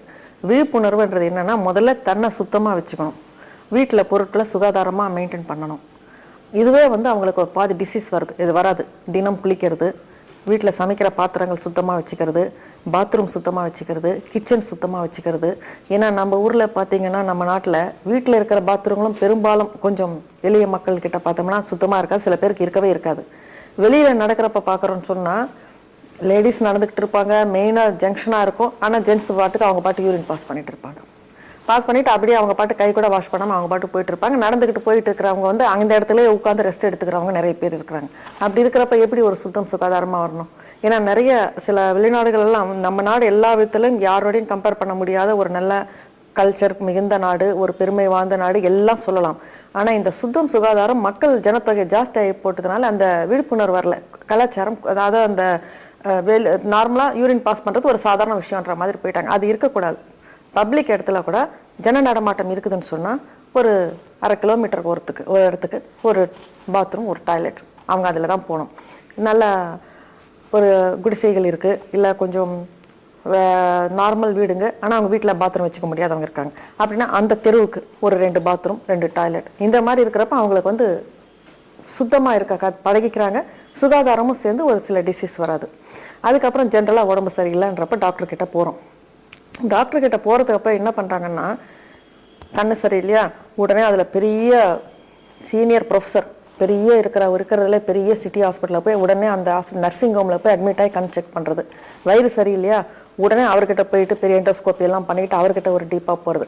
அந்த மாதிரிலாம் எடுத்துக்காமல் ஒரு அவேர்னஸ்ன்றது என்னென்னா, நம்ம இருக்கிற இடத்துல நம்மக்கிட்டே இருக்கிற ஒரு ஃபிசிஷியன், ஜென்ரல் ஃபிசிஷியன், அவர் எம்பிபிஎஸ் படித்தவராக இருக்கலாம், எம்டி படித்தவராக இருக்கலாம், சித்தாவில் படித்தவராக இருக்கலாம், ஆயுர்வேதிக் படித்தவராக இருக்கலாம், யுனானி படித்தவராக இருக்கலாம், ஹோமியோபதி படித்தவராக இருக்கலாம். அவங்க ஒரு குவாலிஃபைட் டாக்டர் அப்படின்றப்ப அவங்ககிட்ட போய் ஒரு ஒப்பீனியன் வாங்குறப்போ சிம்பிளாகவே அவங்க வந்து எளிமையான மருந்துகள் எழுதி கொடுப்பாங்க. எனக்கு தெரிஞ்ச ஒரு மருத்துவர் இருக்கிறார். ஏன்னா நாம் என்ன சொல்கிறோம், ஜனங்க எல்லாருமே இப்போ வருத்தப்படுறது என்னன்னா, நிறைய பேர் படித்தவங்கள இருந்து மருத்துவம் வியாபாரம் ஆயிடுச்சு, மருத்துவம் வியாபாரம் ஆயிடுச்சுன்னு சொல்லி நம்ம எல்லாம் கத்திக்கிட்டு அவங்களையெல்லாம் நீ இப்படி தான் செய்யணும்னு சொல்கிற அதிகாரம் நம்மளுக்கு கிடையாது. ஆனால் அவங்கக்கிட்ட வந்து நாம் எப்படி கரெக்டாக நம்மளை ஃபாலோ பண்ணிக்கிட்டு நாம் வந்து தேவையற்ற பரிசோதனை தவிர்க்கணுன்றதை நம்ம புரிஞ்சுக்கணும். அதுக்கு செய்ய வேண்டிய விஷயங்கள் என்னென்னா, ஒரு ஃபீவர் வருதுன்றப்போ ஒரு டாக்டர் கிட்ட போகிறப்போ, எனக்கு தெரிஞ்ச ஒரு டாக்டர் இருக்கார், அவர் எப்பவுமே வந்து ஆன்டிபயோட்டிக்ஸ் கொடுக்கணுமா இல்லையான்னு தெளிவாக புரிஞ்சுக்கிட்டு தான் அதுக்கப்புறம் கொடுப்பார். எடுத்த உடனே ஆன்டிபயோட்டிக்ஸ்னு எழுத மாட்டார். மெயில்டாக பேராசிட்டமால் இல்லை மெயில்டு லைட் பெயின் கில்லர் அதில் குறையலன்றப்ப தான் அவர் ஆன்டிபயோட்டிக் போகணும். அவருடைய இயல்பு அது. இன்னொரு மருத்துவர் இருக்கிறார், நான் வரத்துக்கு முன்னையே எழுதிட்டேன் அப்படின்னு சொல்லி ஆன்டிபயோட்டிக் எழுதிடுவார். இன்னொரு மருத்துவர் இருக்கிறார், அவர் என்ன பண்ணுவார், ஒரு ஆன்டிபயோட்டிக் வேலை செய்யுமா தெரியல, அதனால 4 கல் எடுத்து போட்டால் வேலை செய்யணும், 4 ஆன்டிபயோட்டிக் எழுதிட்டேன்னு சொல்லுவார். தேவையற்ற மருந்துகள் அனாவசியமான ஒன்றும் இல்லாத விஷயத்துக்குள்ளே போகிறப்ப அவங்க உடல்நலம் எந்த அளவுக்கு பாதிக்குது. இது மாதிரி இன்னும் எனக்கு தெரிஞ்சு இன்னொரு மருத்துவர் இருக்கிறார், நவீன மருத்துவர். அவர் வந்து அனாவசியமாக நிறைய மருந்துகள் எழுத மாட்டார், அட்மிஷன் பண்ண மாட்டார், டயட்டும் மைல்டு டோசேஜ் மெடிசன்ஸும் கொடுத்து அந்த பேஷண்ட் எந்த ஃபீவருக்கு போகிறாரா, டயரியாக்கு போகிறாரா இல்லை தலைவலிக்கு போகிறாரா அது சிம்பிளாக முடிச்சுடுவார். அந்த மாதிரி நீங்கள் உங்களுக்குன்னு ஒரு டாக்டர், ஏன்னா பழைய காலத்திலலாம் பார்த்தீங்கன்னா ஃபேமிலி டாக்டர் இருப்பாங்க. எப்படி இருந்தாலும் வீட்டில் பிரச்சனைகள் வந்தால் கூட, இன்னும் சொல்லப்போனால் சில வீட்டுங்களில் குடும்ப பிரச்சனைகள் வந்தால் கூட ஃபேமிலி டாக்டர் கூப்பிட்டு அவர்கிட்ட பஞ்சாயத்து வச்சு நீங்கள் சொல்லுங்கள் டாக்டர், நீங்கள் பார்த்து பிறந்த பையன் தான், நீங்கள் சொன்னதை கேட்க மாட்டான் அப்படின்னு சொல்லக்கூடிய அளவுக்கெல்லாம் டாக்டர்ஸ் வந்து குடும்பத்தில் ஒருத்தர் மாதிரி இருந்துகிட்டு இருந்தாங்க. அது என்ன ஆகும்னா, அவங்களுக்கு வந்து இவர் உடல்நிலை இப்படி தான், இவருக்கு பென்சிலின் அலர்ஜி, இவருக்கு வந்து இது செப்ட்ரான் அலர்ஜி, இப்படின்னு ஒரு விஷயம் அவங்களுக்கே தெரிஞ்சிருக்கும், அவங்க வீட்டில் இருக்கிறவங்களுக்கும் சொல்லி வச்சுருப்பாங்க. அதே மாதிரி இவருக்கு ஏதாவது நோய் வந்தால் இந்த இன்வெஸ்டிகேஷன் பண்ணால் போதும் அப்படின்னு தெரிஞ்சிருக்கும். அதை விட்டுட்டு நாம் எப்போ நினச்சா இந்த டாக்டர்கிட்ட காசு கம்மி, அந்த டாக்டர்கிட்ட அதிகம், அந்த டாக்டர்கிட்ட ஹாஸ்பிட்டலில் போனால் அவர் நிறைய இன்வெஸ்டிகேஷன் நிறைய பட்டங்கள் வாங்கியிருக்காரு, அதனால் அவர் ஓவர் இன்வெஸ்டிகேஷன் பண்ணார் அப்படின்னு இவங்களே ஓனாக நினச்சிக்கிட்டு போயிட்டு ஒவ்வொருத்தரும் நீங்கள் புதுசாக ஆகிறப்ப என்ன ஆகும் தெரியுமா, உங்கள் நிலைமை, நீங்கள் ஆரம்ப நிலையில தான் இருப்பீங்க. புதுசாக ஒரு டாக்டர் கிட்ட போனால் அவர் இன்வெஸ்டிகேஷன் பண்ணுறாரு ஆரம்ப நிலை, அடுத்து இன்னொரு டாக்டர் போனால் திருப்பி அவர் ஆரம்ப நிலை பண்ணுவார். நீங்கள் 4-5 டாக்டர் கிட்ட போனால் நீங்கள் ஆரம்ப நிலையிலே இருப்பீங்க. அந்த நிலையை நீங்கள் மாற்றிக்கணும். ஏன்னா எனக்கு ஒரு எழுத்தாளர் ஒருத்தர் பேசுறது ஞாபகம் வருது. ஆபாசமாக எழுதுறாங்க, அதை வந்து எப்படி எழுதலாம் அப்படின்னு கேட்டதுக்கு அவர் என்ன சொல்லியிருக்காருன்னா, இந்த ஆபாசமாக எழுதுறத வந்து நீங்கள் ஏன் படிக்கிறீங்க, நீங்கள் படிக்கிறத தவிர்த்துட்டா எழுதுறது குறைக்கப்படும். ஆபாசமாக படம் எடுக்கிறாங்க, டபுள் மீனிங் வார்த்தைகள்லாம் வருது அப்படின்னு நம்ம கத்துறோம், அதை பார்க்குறத நிறுத்துங்க, தயாரிக்கிறது தவிர்க்கப்படும். நல்ல விஷயங்கள் பார்க்குறாங்க, ஐயோ ஜனங்களுக்கு நல்ல விஷயங்கள் பிடிச்சிருக்கு, அது நம்ம நல்ல விஷயங்களை எடுப்போம். அதே மாதிரி தான் மருத்துவத்துறையிலையும் டாக்டர்ஸ் அவங்க வியாபாரம் ஆகிட்டாங்க, அவங்க திருந்தணும்னு நீங்கள் சொல்ல முடியாது. நீங்கள் உங்களை திருத்திக்கணும். நீங்கள் சில அதுக்காக நீங்கள் ரொம்ப பெரிய அளவுக்கு செய்ய வேண்டியது. இதுதான் நான் சொன்ன இந்த குடும்ப டாக்டர் நம்ம ஸ்ட்ரீட்டுக்கு நம்மளுக்கு அவைலபிளாக எப்போ போய் பார்த்தாலும் பாதி ராத்திரியில் எழுப்பினா கூட பார்க்குற மாதிரி டாக்டர்ஸ். அதை பார்த்துக்கிட்டு ஒருவேளை உங்களுக்கு அது ஒரு ஸ்பெஷலிஸ்ட்டு தான் பார்க்கணும், உங்களுக்கு அது பெரிய விஷயம் இருக்குன்னு அவங்க தான் டிசைட் பண்ணாங்க, அவங்க டயக்னோஸ் பண்ணாங்கன்னா அவங்கள உங்களுக்கு ரெஃபர் பண்ணிவிடுவாங்க. இந்த இடத்துல நான் உனக்கு வந்து இவ்வளோ மெடிசன்ஸ் 4 நாள் கொடுத்து பார்த்துட்டேன், இது முடியல, நீ உடனே போ. அதே அவங்க ஒரு ஹார்ட் அட்டாக்கான அவங்க சஸ்பெக்ட் பண்ணாங்கன்னா உடனே நீ போய் இந்த நர்சிங் ஹோமில் அட்மிட் ஆகு. இல்லை இதெல்லாம் ஒன்றுமே இல்லை, உனக்கு மசில்ஸ் பெயின், இல்லை நீ வந்து நைட்டில் வந்து ஹெவி கலோரிஸ், இந்த தேங்காய் சட்னி, அதாவது நிறைய பேர் வந்து நல்ல நெய் சுட்ட தோசை, தேங்காய் சட்னி, காராமணி, மொச்சக்கொட்டை, அசைவம் இதெல்லாம் சாப்பிட்றப்ப நைட்டில் அவங்களுக்கு அது ஹார்ட் வலியாக மசில்ஸ் பெயினாக தெரியாது, சில பேருக்கு வயிற்று வலியாக தெரியாது, எல்லா ப்ராப்ளம்ஸும் டிஸ்டர்பன்ஸ்னால வருது. அதை அவங்க கண்டுபிடிச்சிடுவாங்க. அது சிம்பிளாகவே முடிச்சுடுவாங்க டைஜஷனுக்கெல்லாம் மெடிசன்ஸ் கொடுத்துட்டு. ஏன்னா ஒவ்வொருத்தருமே வந்து அவங்க அதே மாதிரி இப்போ நான் இந்திய மருத்துவ முறையில் எடுத்துக்கிறீங்கன்னு வச்சுக்கோங்க. எனக்கு தெரிஞ்ச ஒரு டாக்டர் இருக்காங்க. அவங்க வந்து என்ன பண்ணுவாங்கன்னா, நிறைய ஒரு பேஷண்ட்ஸுக்கு வந்து நல்ல மருந்துகள் கொடுக்கணுன்றப்ப அவங்க கை காசு போட்டு மருந்து வாங்கி அது எப்படின்னு தயார் பண்ணி பேஷண்ட்டை கொடுப்பாங்க. ஏன்னா அவங்க வந்து எழுதி கொடுத்தெல்லாம் செய்ய முடியாது. அது மாதிரி செய்கிறதுனால அவங்களுடைய ரிசல்ட் நல்லா வருது. கொஞ்சம் சின்ன நோய்களா கொஞ்சம் பணத்தில் வாங்குவாங்க. பெரிய நோய்களா, ஏன்னா இப்போ நான் இந்த சித்த மருத்துவங்கள், இந்த மூலிகை மருந்துகள்லாம் கிடைக்கிறது, ஜெனூனாக கிடைக்கிறது ரொம்ப கஷ்டம். லட்சக்கணக்கில் வாங்குற டாக்டர்ஸ் கூட எனக்கு தெரியும். பேஷண்ட்ஸுக்காக பணம் செலவு பண்ணி அவங்களுக்காக உட்காந்து ப்ரிப்பேர் பண்ணி அது கொடுக்குறப்போ அவங்களுக்கு என்ன குறையும் அது நல்லா தீரும். ஆனால் அந்த மாதிரி செய்கிறது வந்து இந்த இந்திய மருத்துவத்திலே ரொம்ப பெரிய விஷயத்தில் நல்ல மாதிரி இருக்காங்க. ஆனால் இதே இந்திய மருத்துவத்தில் என்ன விஷயம் தெரியுமோ தெரியாதோ தெரியாமல் அரை மணி நேரத்துக்கு ஸ்லாட் எடுத்துக்கிட்டு எதுவாக இருந்தாலும் ஓடிவா, ஏதோ ஒரு ஹோட்டலில் சப்ளையர் பேசுகிற மாதிரி, இல்லை நடைபாதை வியாபாரிகள் கத்துற மாதிரி, நான் வந்து சக்ஸஸ் பண்ணிவிடுவேன், நான் செய்துடுவேன் அப்படின்னு நோய்கள் பேரையெல்லாம் வரிசையாக சொல்லி இங்கே வா அப்படின்னு சொல்கிறது வந்து ஒரு மருத்துவ தர்மத்துக்கே புறமானது. விளக்கங்கள் சொல்லணும். ஒரு மருத்துவர்ன்றது இதை இப்போ நான் சொல்கிறேன்னே, இந்த மாதிரி ஒரு தரமான நிகழ்ச்சி மூலமாக நல்ல விளக்கங்கள் சொல்லணும். இப்போ இந்த டாக்டர்கிட்ட இந்த விளக்கம் இருக்குது, இன்னொரு டாக்டர் என்ன மாதிரி இன்னும் நல்ல விளக்கங்கள் சொல்கிற மருத்துவர்களும் இருக்கிறாங்க, அவங்கக்கிட்ட இந்த விளக்கம் இருக்குது. அப்படி செய்யணுமே தவிர இந்த ஏன்னா எனக்கு இது என்ன வருத்தம்னா, ஒரு இந்திய மருத்துவர் என்ற முறையில் மற்ற மருத்துவர்கள்லாம், இந்த இந்திய மருத்துவத்துறை சார்ந்தவங்கெல்லாம் இந்த மாதிரி ஸ்லாட் எடுத்து மருத்துவத்தினுடைய தரத்தையே குறைச்சிடுறாங்க. இதனால நல்ல தரமாக இருக்கிற மருத்துவர்கள் இருக்காங்களே, இப்போ நான் ஏற்கனவே சொன்னேன்க்கா, நிறைய கை காசு போட்டு மருந்துகள் செஞ்சு அவங்க ஒரு 10 மணி நேரம் பேஷண்ட்டு பார்க்குறாங்கன்னா மீதி 14 மணி நேரம் மருந்து செய்கிற வேலையே இருக்கும். அந்த 24 மணி நேரம் அவங்க பேஷண்ட்டுக்காகவே அவங்கள அர்ப்பணிச்சிடுறவங்க இருக்காங்க. அந்த மருந்து செய்கிற மிடில் ஏதோ ஸ்பூன் வச்சு கொஞ்சம் 2 ஸ்பூன் சாப்பிட்டுட்டு திருப்பி வேலை செய்வாங்க. அப்படிப்பட்ட ஒரு மருத்துவர்களுடைய வேல்யூ வந்து இவங்க செய்கிற வேலையினால தெரியாமல் போகுது அப்படின்றது வருத்தம். அதை புரிஞ்சுக்கணும். நீங்கள் யார் என்ன சொல்கிறாங்க, இவங்க சொல்கிறது வந்து கமர்ஷியலாக, இவங்க வர பணத்தை வேணான்னு சொல்லி ஏன் உடனே அப்பாயின்மெண்ட் தரமாட்டேன்றாங்க, இவங்களுக்கு இவ்வளோ பேஷண்ட் எடுத்தால் தான் அவங்களால முடியும். எக்ஸஸாக எடுத்தால் பணம் வரும், ஆனால் நிலையான பேரும் இருக்காது, அந்த பேஷண்ட்டினுடைய குறை என்னன்னு தீராது. ஸோ ஒவ்வொரு விஷயமே எடுத்துக்கிட்டோம்னா, இப்போ ஒரு சர்ஜரின்னு சொல்கிறேன் நவீன மருத்துவத்தில், அவர் சொல்கிறாரு சர்ஜரி பண்ணிக்கன்னு சொல்லிட்டு. ஆனால் ஜிஹெச்சில் என்ன சொல்கிறாங்கன்னா, கவர்மெண்ட் ஹாஸ்பிட்டல்லையே ஃபஸ்ட்டு ஒப்பீனியன் வாங்கிட்டு செகண்ட் ஒப்பீனியன் வாங்கிக்கிறோம், அது வந்து சட்டப்படி நல்ல விஷயம்னு சொல்கிறாங்க.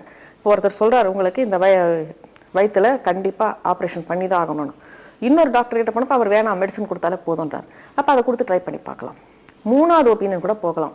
மருத்துவ அறுவை, அதாவது ஒரு எமர்ஜென்சி இல்லாமல் ஒரு நோய் இதுவாக இருக்கலாம்னு சஸ்பெக்ட் பண்ணுறப்போ அதுக்கு நோண்டி நம்ம வந்து பெரிய டயக்னோஸ்டிக்கில் ஆப்ரேஷன் கூட ஒன்று இருக்குது, அடுத்து பார்த்து என்னென்னு கண்டுபிடிக்கிறேன்னு சொல்லிட்டு அந்த மாதிரி நிலைகள் எல்லாம் போகாமல் விஷயம் என்னன்னு நம்ம தெரிஞ்சுக்கலாம். இதே மாதிரி ஒரு குண்டா இருக்கிறாங்க, ஐயோ நான் குண்டாயிட்டேன், எனக்கு ஆப்ரேஷன் பண்ணி நான் மெலிஸ் ஆகிட்டா தான் நான் நல்லா இருப்பேன் அப்படின்னு வருந்தி இன்னும் குண்டாகிறவங்களும் இருக்காங்க, வருத்தத்திலே குண்டாயிடுறாங்க. அது ஒரு பெரிய தப்பு கிடையாது. அது வந்து டயட், நான் இதுக்கு முன்னே பலமுறை சொன்னேன், இந்த நார் சத்து இருக்கிற காய்கறிகள், ஆகாரங்கள், வாக்கிங், சைக்கிளிங், யோகாசனம், இது எல்லாமே அது ஒரு நாள் செஞ்சுட்டு அல்லது ஒரு 10 நாள் செஞ்சுட்டு நான் இலக்கலையானா அது மேஜிக் கிடையாது. அதை நீங்கள் ஒரு 6 மாதம் செஞ்சால் தான், 6 மாதத்துக்கு முன்னே நீங்கள் ஒரு 90 கிலோ இருந்தீங்கன்னா 6 மாதம் கழிச்சு பார்த்தா நீங்கள் ஒரு 85-84 கிலோ இருப்பீங்க. அப்படி ஒவ்வொரு 6 மாதத்துக்கும் நீங்கள் 5-6 கிலோ குறைஞ்சிக்கிட்டோம்னா அது நிரந்தரமாக நிற்கும். இதுக்கு போய் உடனே சர்ஜரி அப்படின்னு செய்துக்கிறப்ப அந்த சர்ஜரியினால் வரக்கூடிய நிறைய பேர்கள் இருக்குது அந்த சர்ஜரிக்கு. ஆனால் அந்த உடல் பருமன் குறைக்கிறதுக்குன்னு செய்யக்கூடிய சர்ஜரினால் எவ்வளோ பெரிய நஷ்டங்கள் இருக்குன்றது நவீன மருத்துவர்களுக்கே தெரியும். இன்னும் சொல்லப்போனால் உயிர் போகிற அளவுக்கெல்லாம் நஷ்டங்கள் இருக்குது. அதை மாதிரி விஷயங்கள் தவிர்த்துட்டு நல்ல ஆகாரத்தினாலையும் நல்ல பழக்க வழக்கங்களும் குறையலாம் அப்படின்னு இந்த உடல் பருமனுக்கு தெரியணும், நோய்கள் வர தன்மைகளை புரியணும். இதுதான் ஒரு மருத்துவ விழிப்புணர்வுன்றது.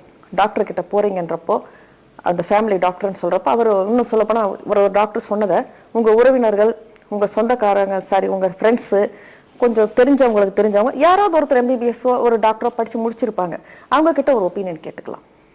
இது தப்பே கிடையாது. ஏன்னா நீங்கள் சொல்கிறீங்க வியாபாரம் ஆயிடுச்சு எங்களுக்கு இந்த எனக்கே நிறைய பேர் சொல்லுவாங்க, தேவையற்ற விஷயங்களெல்லாம் நிறைய செஞ்சுக்கிட்டு நிறைய மருந்துகள் சாப்பிட்டு, இன்னும் சில பேர் இந்த ட்ரீட்மெண்ட்டாக எடுக்காத முன்னே நான் எப்படி இருந்தனோ அப்படி இருந்தாலே போதும், இந்த பிரச்சனை சரியாகலைன்னா கூட பரவாயில்ல அப்படின்றவங்க கூட இருக்காங்க. அந்த மாதிரி ஒரு நிலையை தவிர்க்கணும்னு தான் இந்த மருத்துவ விழிப்புணர்வு அப்படின்றது ஒவ்வொரு மக்களுக்கும் ஒவ்வொருத்தருக்கும் வேணும், ஆண் பெண் ஒவ்வொருத்தருக்கும் வேணும். அதே மாதிரி சமுதாய விழிப்புணர்வு அப்படின்னு சொல்கிறப்ப என்ன ஆகும், இவங்க தேவையற்ற அதாவது எந்த நிலையிலுமே ரசாயன கலவைகள் கலந்த உணவு, ரசாயன கலவைகள் கலந்த மருந்துகள், ரசாயன கலவைகள் கலந்த மேக்கப் சாமான்கள், இந்த மூணுமே லாங் டேஸ் தொடர்ந்து கிரானிக்காக நீங்கள் யூஸ் பண்ணிக்கிட்டே இருந்தால் உங்கள் உடல்நிலை பாதிக்கும். இந்த இந்திய மருத்துவ முறையில் என்ன சொல்கிறாங்கன்னா, பாதித்த உடல்நிலை நீங்கள் நவீன மருத்துவ திருமணில் தான் சர்ஜரி பண்ணிக்கணும்னா அதுக்கு நம்ம ஒன்றும் செய்ய முடியாது. ஆனால் இந்த மருத்துவ விழிப்புணர்வோட நீங்கள் டயட்டு நான் சொல்கிற இதெல்லாம் ஃபாலோ பண்ணுறப்ப என்ன ஆகும்னா, இந்த சர்ஜரி பண்ண வேண்டிய சுச்சுவேஷனே வர வேண்டாம்னு சொல்கிறாங்க. வர முடியாத ஒரு நிலைமை இந்த ஆகார முறைகளும் பழக்க வழக்கங்களும் ஏற்படுது. ஏன்னா இப்போ நமக்கு போதைன்றது தேவையே கிடையாது. நம்ம வேலைகள் செஞ்சோமா, கஷ்டப்பட்டு வேலை செஞ்சப்போ எப்போ போய் படுக்கிறோமா தானாக தூக்கம் வரப்போகுது. அதே மாதிரி நம்ம காலையில் எழுந்து நமக்கான சமையல் நாமே செஞ்சுக்கிறோமா. எனக்கு தெரிஞ்ச கூட ஒரு அம்மா இருக்காங்க, ரொம்ப பெரிய டாக்டர் அவங்க. ஆனால் அவங்க கெமிக்கல்ஸ் வரக்கூடாது, ப்ரிசர்வேட்டிவ் வரக்கூடாது, சமையல்காரங்களாம் சொன்ன மாதிரி கேட்க மாட்டாங்க. அந்த அம்மா சமைச்சு சாப்பிட்டு தான் அவங்க போய் பேஷண்ட் பார்க்குறாங்க. அது அவங்க சிக்கனம்னு சொல்ல முடியாது, உடல் நலத்துக்காக. ஏன்னா அவங்க நல்லபடியாக வாழணும்னு அவங்க நினைக்கிறாங்க. அந்த மாதிரி ஒரு அவேர்னஸ் ஒவ்வொரு பெண்ணுக்கும், முதல்ல ஒரு பெண்ணுக்கு அவேர்னஸ் வந்தால் ஒரு குடும்பத்துக்கு வந்த மாதிரி. அது மாதிரி ஒரு ஸ்ட்ரீட் ஃபுல்லாக அவேர்னஸ் வந்துச்சுன்னு வச்சுங்க, ஒரு கிராமத்துக்கு வரும், கிராமத்துக்கு வந்தால் ஒரு ஊருக்கு வரும், அப்படியே அந்த ஊர்கள் சேர்ந்துச்சுன்னா ஒரு மாநிலம் வரும், மாநிலங்கள் சேர்ந்துச்சுன்னா ஸ்டேட்டு நாடுகள் எல்லாத்துக்குமே வரும். டாக்டர்கிட்ட நான் இவ்வளோ பெரிய ஹாஸ்பிட்டலுக்கு போனேன், இத்தனை டாக்டரை பார்த்தேன் அப்படின்றது பெருமை இல்லை. நான் என் உடல் நலத்தை உணவு மூலமாகவும் நல்ல பழக்க வழக்கங்கள் மூலமாகவும் ஒரு மருத்துவ விழிப்புணர்வு வச்சுக்கிட்டும் கரெக்டாக ஃபாலோ பண்ணுறேன் அப்படின்னு சொல்கிறது தான் உங்களுடைய first qualification. Next emergency doctor கிட்ட போனேன், அவரும் எங்கள் ஃபேமிலி டாக்டர், அதனால் எனக்கு லைஃப்பில் சர்ஜரி பண்ண வேண்டிய அவசியமே இல்லை. ஏன்னா எந்த ஒரு பெரிய விஷயங்களையும் நீங்கள் உங்களுடைய பழக்க வழக்கங்களாலையும் நீங்கள் தெளிவான மனசோட தெளிவாக கேட்கணும். ஒரு டாக்டர் இதை சொல்கிறாருன்னா அவர்கிட்ட தெளிவாக என்னுடைய நிலைமை இது, நீங்கள் கொடுக்கறது எனக்கு வேறு பிரச்சனைகள் வராதா, உங்களுக்கு அவர் பேசுகிறத சந்தேகம் இருந்தால் அடுத்து இன்னொரு டாக்டர்கிட்ட ஒப்பீனியன். உங்களுடைய உரிமை அது. உங்களுக்கு என்ன குறை, உங்களுக்கு எவ்வளோ செலவாக போகுது. இப்போ ஒரு வைத்தியம் பண்ணுறோம்னா எவ்வளோ நாள் ட்ரீட்மெண்ட் எடுக்க போகிறீங்க, உங்களுக்கு எவ்வளோ செலவாக போகுது. பெரிய ட்ரீட்மெண்ட் ஆனால் சிம்பிளானா இதை ஒரு 4 நாள் மருந்து சாப்பிடுங்க அப்படின்னு சொல்ல வேண்டியது டாக்டருடைய கடமை. இதை நீங்கள் மனசில் வச்சுக்கிட்டு தெளிவாக இருங்க. மருத்துவத்தை ஜாஸ்தி நம்பாதீங்க, உணவை மருத்துவமாக சாப்பிடுங்க, நல்ல பழக்க வழக்கங்களால் உடல் நலத்தை காத்துக்குங்க, தேவைப்படுறப்ப மட்டும் மருந்துகள் சாப்பிடுங்க.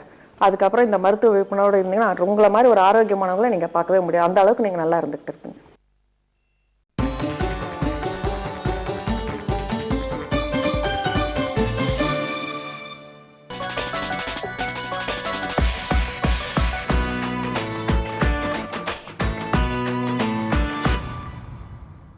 வணக்கம்.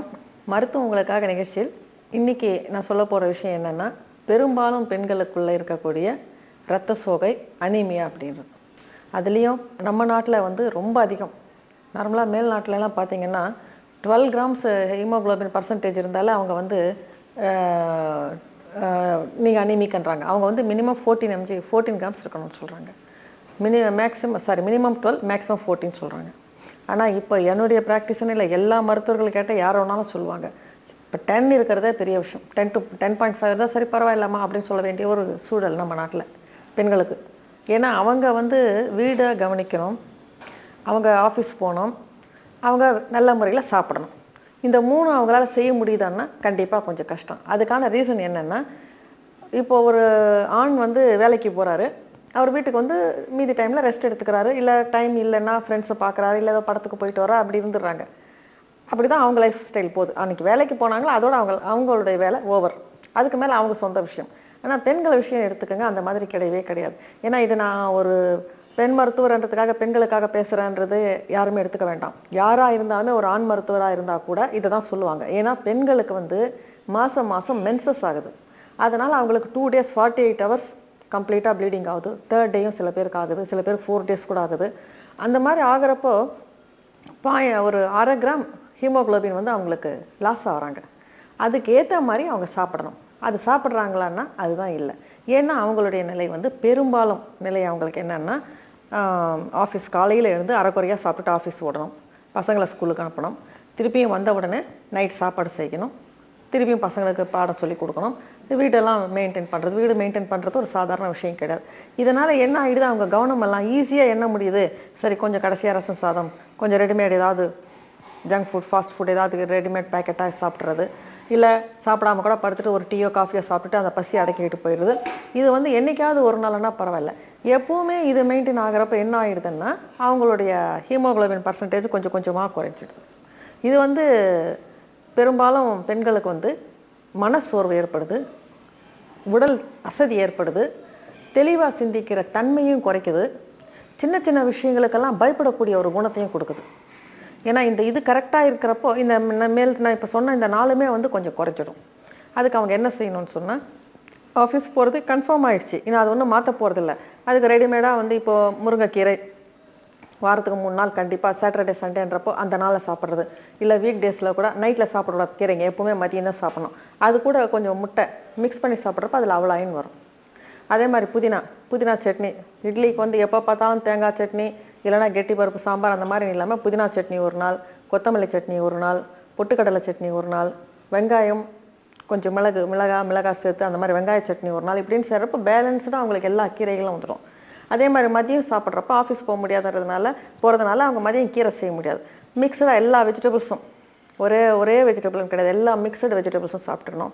இந்த பேரிச்சம்பழம் இதில் அயன் நிறைய இருக்குது, கிடைக்கிறப்ப சப்போட்டா பழம், இதெல்லாம் கொஞ்சம் மனசு வச்சு இதை நம்ம ஒரு ஆஃபீஸ் போகிறோமா, நான் கூட அப்பப்போ சில ட்ரெயினில் பார்ப்பேன், பசியாக இருக்காங்க அவங்க, என்ன அந்த ட்ரெயினில் கொஞ்சம் சுத்தம் இல்லாமல் என்ன விற்குதோ அதை வாங்கி சாப்பிட்டுட்டு அது சரி இந்த டைம் தான் அவங்களுக்கு சாப்பிட்ற டைம், வீட்டுக்கு போனால் திருப்பியும் வேலைகள், அந்த டைமில் ஏதோ ஒரு கொய்யா பழமோ ஏதோ ரொம்ப காஞ்சி போன ஒரு சாத்துக்குடி பழமோ ஏதோ ஒன்று சாப்பிட்டுட்டு பார்க்குறதுக்கு அண்டர் வெயிட்டாக இருப்பாங்க, அனீமிக்காக இருப்பாங்க. உண்மையாக நான் அவங்கள பார்க்குறப்ப ரொம்ப வருத்தமாக இருக்கும். ஏன்னா ஒரு ஆண் வேலையும் செஞ்சு பெண் வேலையும் செஞ்சு குழந்தைங்களும் பெற்றெடுத்து ரெகுலராக ஹெல்த்தும் மெயின்டைன் பண்ணுறப்போ அவங்களுக்காக வருத்தப்படுறது முதல்ல அவங்க பேரண்ட்ஸ் இருந்தால் வருத்தப்படுவாங்க. பேரண்ட்ஸும் இல்லாத ஒரு லேடியாக இருக்கிறப்போ இன்னும் அவங்களுக்கு வந்து இந்த ரத்த சோகைன்றது ஜாஸ்தி வந்துடும். அது இல்லாமல் எல்லாருக்குமே நம்ம வந்து இந்த B12 ஃபோலிக் ஆசிட் இது குறையிறப்பவே அவங்களுக்கு எல்லா ப்ராப்ளம், அந்த B12 ஃபோலிக் ஆசிட் எதில் இருக்கிறதுன்றது அவங்களுக்கு தெரியாது. ஒரு பாதாம் பருப்பு வாங்கினோமா அதை வந்து டெய்லி 4-5, இல்லை இந்த வால்நட் இருக்குது இல்லைங்களா அக்ரூட், அது வந்து ஒரு நாளைக்கு அதை விட்டுட்டா ரெண்டும் ஒரே நாள்னா அது ஒரு 4-5. ஏன்னா இதெல்லாம் வந்து வசதியானவங்க தான் சாப்பிட்ணும், இதில் சத்து இருக்கிறதா இதில் இருக்கிற சத்து தான் வரணும்னு சொல்லலை.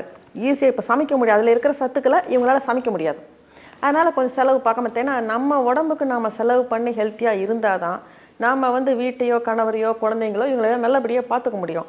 இதை வந்து பெரும்பாலும் பெண்களுக்கு இல்லை. அது இந்த விஷயங்களால் இன்னும் கூட சில பிரச்சனைகள் வருது. அண்டர் வெயிட் ஆகிடுறாங்க, பாடியில் பிளட் சர்க்குலேஷன் சரியாக இல்லாமல், அந்த ஹார்ட்டில் பிளட் பம்ப் பண்ணுறதும் எல்லா பார்ட்டுகளும் போகிறது இல்லாமல் அப்படி கை கால் வலியோடு துவஞ்சி போயிடுறாங்க. பேசிக்காக நம்ம சிம்பிளாக சொல்கிறோம் ரத்த சோகை அனிமிக் வேறு ஒன்றும் இல்லைன்னு, ஆனால் அதனால் வரக்கூடிய விஷயங்கள் இன்ஃபர்டிலிட்டி ப்ராப்ளம் கூட வருது. ஏன்னா அவங்களுக்கு வந்து அந்த கருவை தாங்குகிற சக்தி கூட இல்லாமல் மிஸ்டாபாஷன் ஆகுது, கருச்சிதைவு கூட சில பேருக்கு ரத்த சோகையினால் ஏற்படுறது கூட உண்டு. இவ்வளோ விஷயங்களுக்கும் காரணம் பெண்களை அவங்கள ஒருத்தங்க கவனிக்கணும். நியாயமாக பார்த்தா அந்த ஒரு நிலை இல்லை, இந்த காலத்தில் வேலை செய்கிற பேர்டன் அவங்களுக்கு ஜாஸ்தி இருக்குன்னு சொல்கிறப்போ அவங்களே பார்த்துட்டு தான் ஆகணும், வேறு வழி இல்லை. நிறைய பிரச்சனைகள் இருக்குது, சின்ன பிரச்சனைகளை கூட விபரீதமான முடிவுகள் சில பெண்கள் எடுக்கிறாங்க. அது காரணம் வந்து அந்த ரத்த சோகை.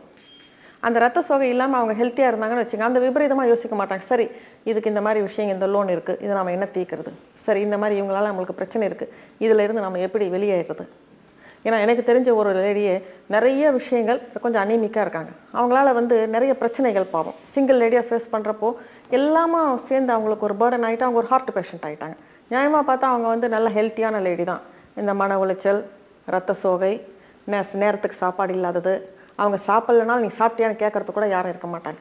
அதனால் அவங்களே சரி நம்ம முடிஞ்சால் சாப்பிட்லாம் இல்லைனா, ஆனால் உண்மையாக அவங்க வந்து ரொம்ப பாடுபடுறவங்க.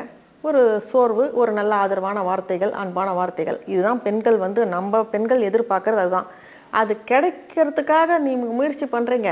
கொஞ்ச நாள் முயற்சி பண்ணலாம், இல்லை சில மாதங்கள் பண்ணலாம், சில வருஷங்கள் பண்ணலாம். வாழ்க்கை ஃபுல்லாக அது கிடைக்கணும்னு முயற்சி பண்ணி கடைசியில் நீங்கள் நிரந்தர நோயாளி ஆகிடக்கூடாது. நான் பெண்களுக்கு நம்ம சகோதரிகளுக்கெல்லாம் சொல்கிற ஒரு விஷயம் என்னென்னா, உங்கள் உடம்பை நீங்கள் தான் பார்த்துக்கணும். யாரும் வேலைக்கு வந்து உங்களுக்கு ஊட்ட மாட்டாங்க, மருந்துகள் யாரும் வந்து டைமுக்கு போட்டுக்கோன்னு சொல்ல மாட்டாங்க. என்ன உடல்நலம் பாதிப்பு, மருந்துகள் சாப்பிட்ணுமா, வேலைக்கு ஆகாரம் சாப்பிட்ணுமா, அந்த ஆகாரத்தில் என்ன அசைவம் சாப்பிட்றவங்களா இருந்தால் வாரத்துக்கு ஒரு முறை மீன் வரதுல தப்பே கிடையாது. ஏன்னா மீன் வந்து எல்லா விதத்துலையும் உங்களுக்கு ஒரு நல்ல சத்து கொடுக்கக்கூடிய ஒரு விஷயம்.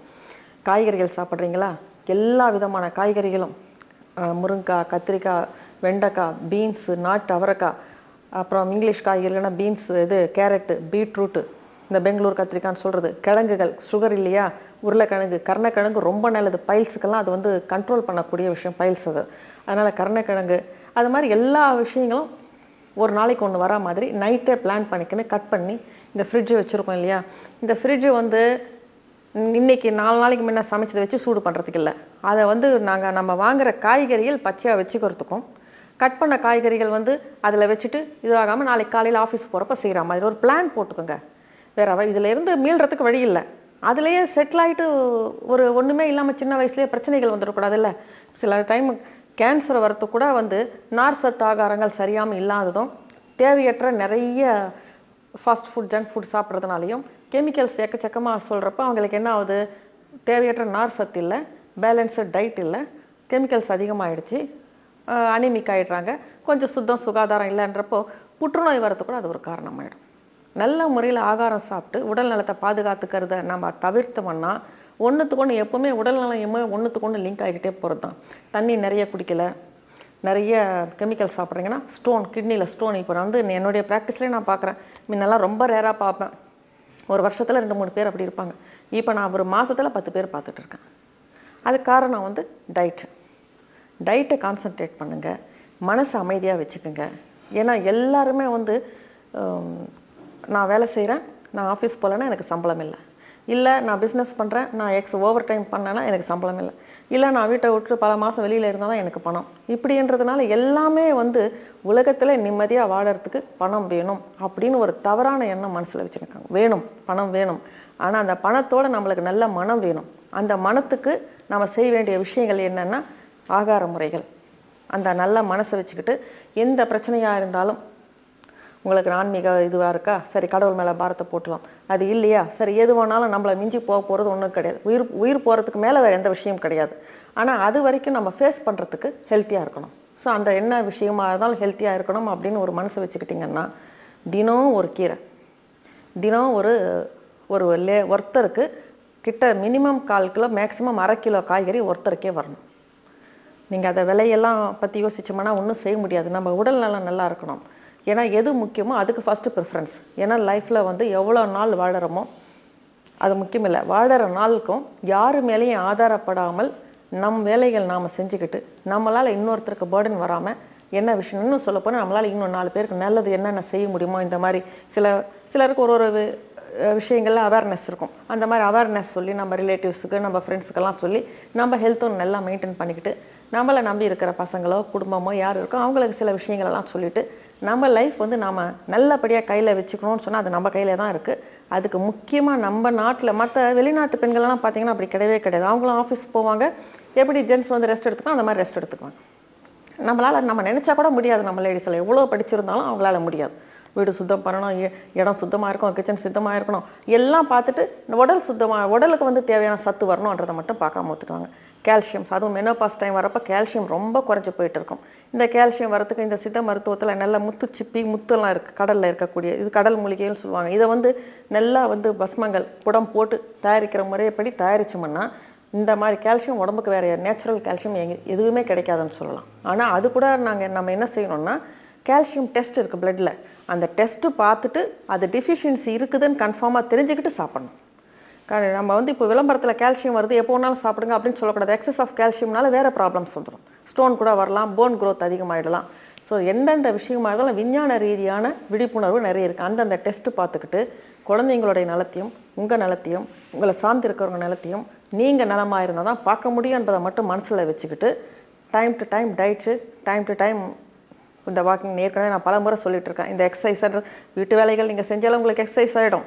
அந்த எக்ஸசைஸ் மெயின்டைன் பண்ணிக்கிட்டு கொஞ்சம் சுத்தமாக, அதுவும் இந்த மென்சஸ் எல்லாம் வர டைமில் இன்னும் சுத்தமாக இருக்கணும். ஏன்னா அதில் வந்து நிறைய பேர் அதில் சுகாதாரம் இல்லாத நான் நிறைய லேடிஸை பார்த்துட்ருக்கேன். இந்த இன்னர் வேர்ஸ் எல்லாம் நல்லா இருந்தால் கூட 3 months ஒன்ஸ் சுற்றிக்கி போட்டுட்டு ஃப்ரெஷ்ஷாக யூஸ் பண்ணிக்கிட்டு உங்கள் ஹெல்த்தை நீங்கள் மெயின்டைன் பண்ணிக்கிட்டு உங்கள் வீட்டையும் நல்லபடியாக மெயின்டைன் பண்ணிட்டு வந்துடலாம்.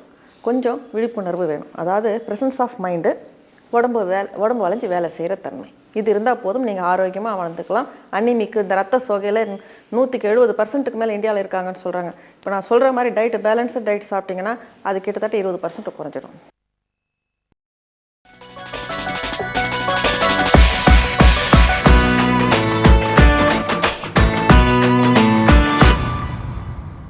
வணக்கம். மருத்துவம் உங்களுக்காக நிகழ்ச்சியில் இந்த முறை பெண்களுக்கான கருப்பை கட்டிகள், மாதவிலக்கு கோளாறுகள், சினைப்பை கட்டிகளை பற்றி சில விஷயங்களை உங்களுக்கு தெரிவிக்க விரும்புகிறேன். அதில் என்ன விஷயம்னா, நார்மலாக மென்சஸ்ன்றது ரொம்ப ரெகுலராக எப்போ வயசுக்கு ஒரு பொண்ணு 13 வயசில் வயசுக்கு வருதா, கரெக்டாக அது வந்து அடுத்த 45 வயசுக்கு மேலே 50 வயசு வரைக்கும் மெனோபாஸ் டைம். ஒரு சில பேருக்கு 55 கூட நான் பார்த்துருக்கேன். 55 வரைக்கும் மெனோபாஸ் வரைக்கும் மென்சஸ் ஆகிட்டு இருக்காங்கன்னா அது அவங்களுக்கு ரொம்ப நல்லது. எவ்வளோ நாள் மென்சஸ் ஆகுறாங்களோ அது அவங்களுக்கு ரொம்ப நல்லது. ஏன்னா அந்த ஈஸ்ட்ரோஜன் ஹார்மோன்ஸ் எல்லாமே நல்லா பர்ஃபெக்டாக வேலை செஞ்சுக்கிட்டு இருக்கிறப்போ அந்த ஹார்ட் ப்ராப்ளம் மாதிரி வரத்துக்கோ இல்லை வேறு ஏதாவது ஹைப்பர் டென்ஷன், கொலஸ்ட்ரால் அந்த மாதிரி வரத்துக்கோ வாய்ப்புகள் இருந்தாலும் ரொம்ப குறைவு, கொஞ்சம் இருக்கானாலும் ரொம்ப குறைவு. ஸோ ரெகுலர் மென்சஸ்ன்றது ஒவ்வொரு பெண்ணுடைய வாழ்க்கையிலும் மிக முக்கியமான விஷயம். சில டைம் அது இர்ரெகுலராக ஆகும், அது வயசுக்கு வந்த புதுசில் இர்ரெகுலராக இருக்கும். அந்த நேரத்தில் அவங்களுக்கு என்ன இருக்கும்னா, இப்போ இதுக்கு நான் பலமுறை சொல்லியிருக்கேன், இந்த அயன் டிஃபிஷியன்சி, கால்சியம் சத்து குறைவாக இருக்கிறது, கார்போஹைட்ரேட்ஸ். ஏன்னா இந்த 13-14 வயசு கார்போஹைட்ரேட்ஸ் வேணும், ப்ரோட்டீன்ஸ் வேணும், ஸ்டார்ச் வேணும், எல்லா விதமான சத்துக்களும் சேரணும். அதுக்கு தான் அந்த காலத்துலலாம் இந்த வயசுக்கு வந்தப்போ ஒரு வாரம் ஒரு 10 நாள் தீட்டுன்ற பேரில், தீட்டுன்றது தொடக்கூடாதுன்றதுலாம் ஆக்சுவலாக ஒன்றும் கிடையாது.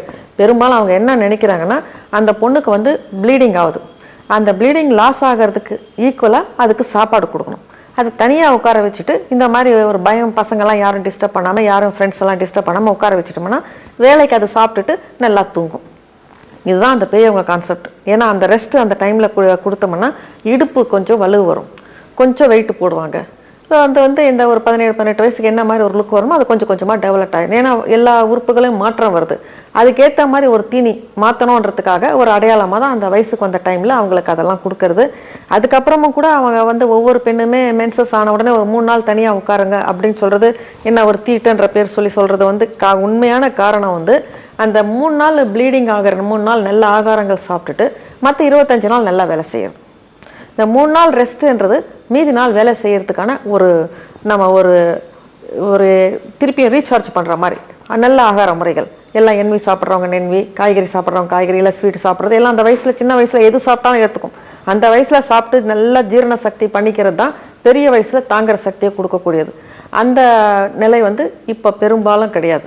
அந்த மென்சஸ் இர்ரெகுலர் அப்படின்னு ஆகிறப்ப நம்ம பார்க்க வேண்டியது பிளட் டெஸ்ட்டு, ஹீமோகுளோபின் டிஃபிஷியன்சி என்ன, அதுக்கப்புறம் வேறு ஏதாவது ஜென்ரல் அண்டர் வெயிட். ஏன்னா ரொம்ப அண்டர் வெயிட் இருக்கக்கூடாது, ஓவர் வெயிட். ஏன்னா சின்ன வயசில் இப்போ கொஞ்சம் ஓவர் வெயிட் ஜாஸ்தி இருக்கு. முன்னெல்லாம் அண்டர் வெயிட்டாக இருப்பாங்க, கொஞ்சம் பொண்ணு வயசுக்கு வந்திருக்கு ஆனால் வெயிட்டே போடலை அப்படின்னு சொல்லி நிறைய பேர் என்கிட்டயே ட்ரீட்மெண்ட்டுக்கு வந்திருக்காங்க. இப்போ பார்த்தோம்னா வயசுக்கு வராத முன்னே ஓவர் வெயிட், வயசுக்கு வந்தப்பறம் இன்னும் அதிகமான வெயிட், இருக்க வேண்டிய பொருட்கள் அதிகம் இல்லாமல் ஒன்லி ஃபேட். அது வந்து டயட்டு சிஸ்டம் நான் ஏற்கனவே சொன்ன மாதிரி பேலன்ஸ்டு டயட்.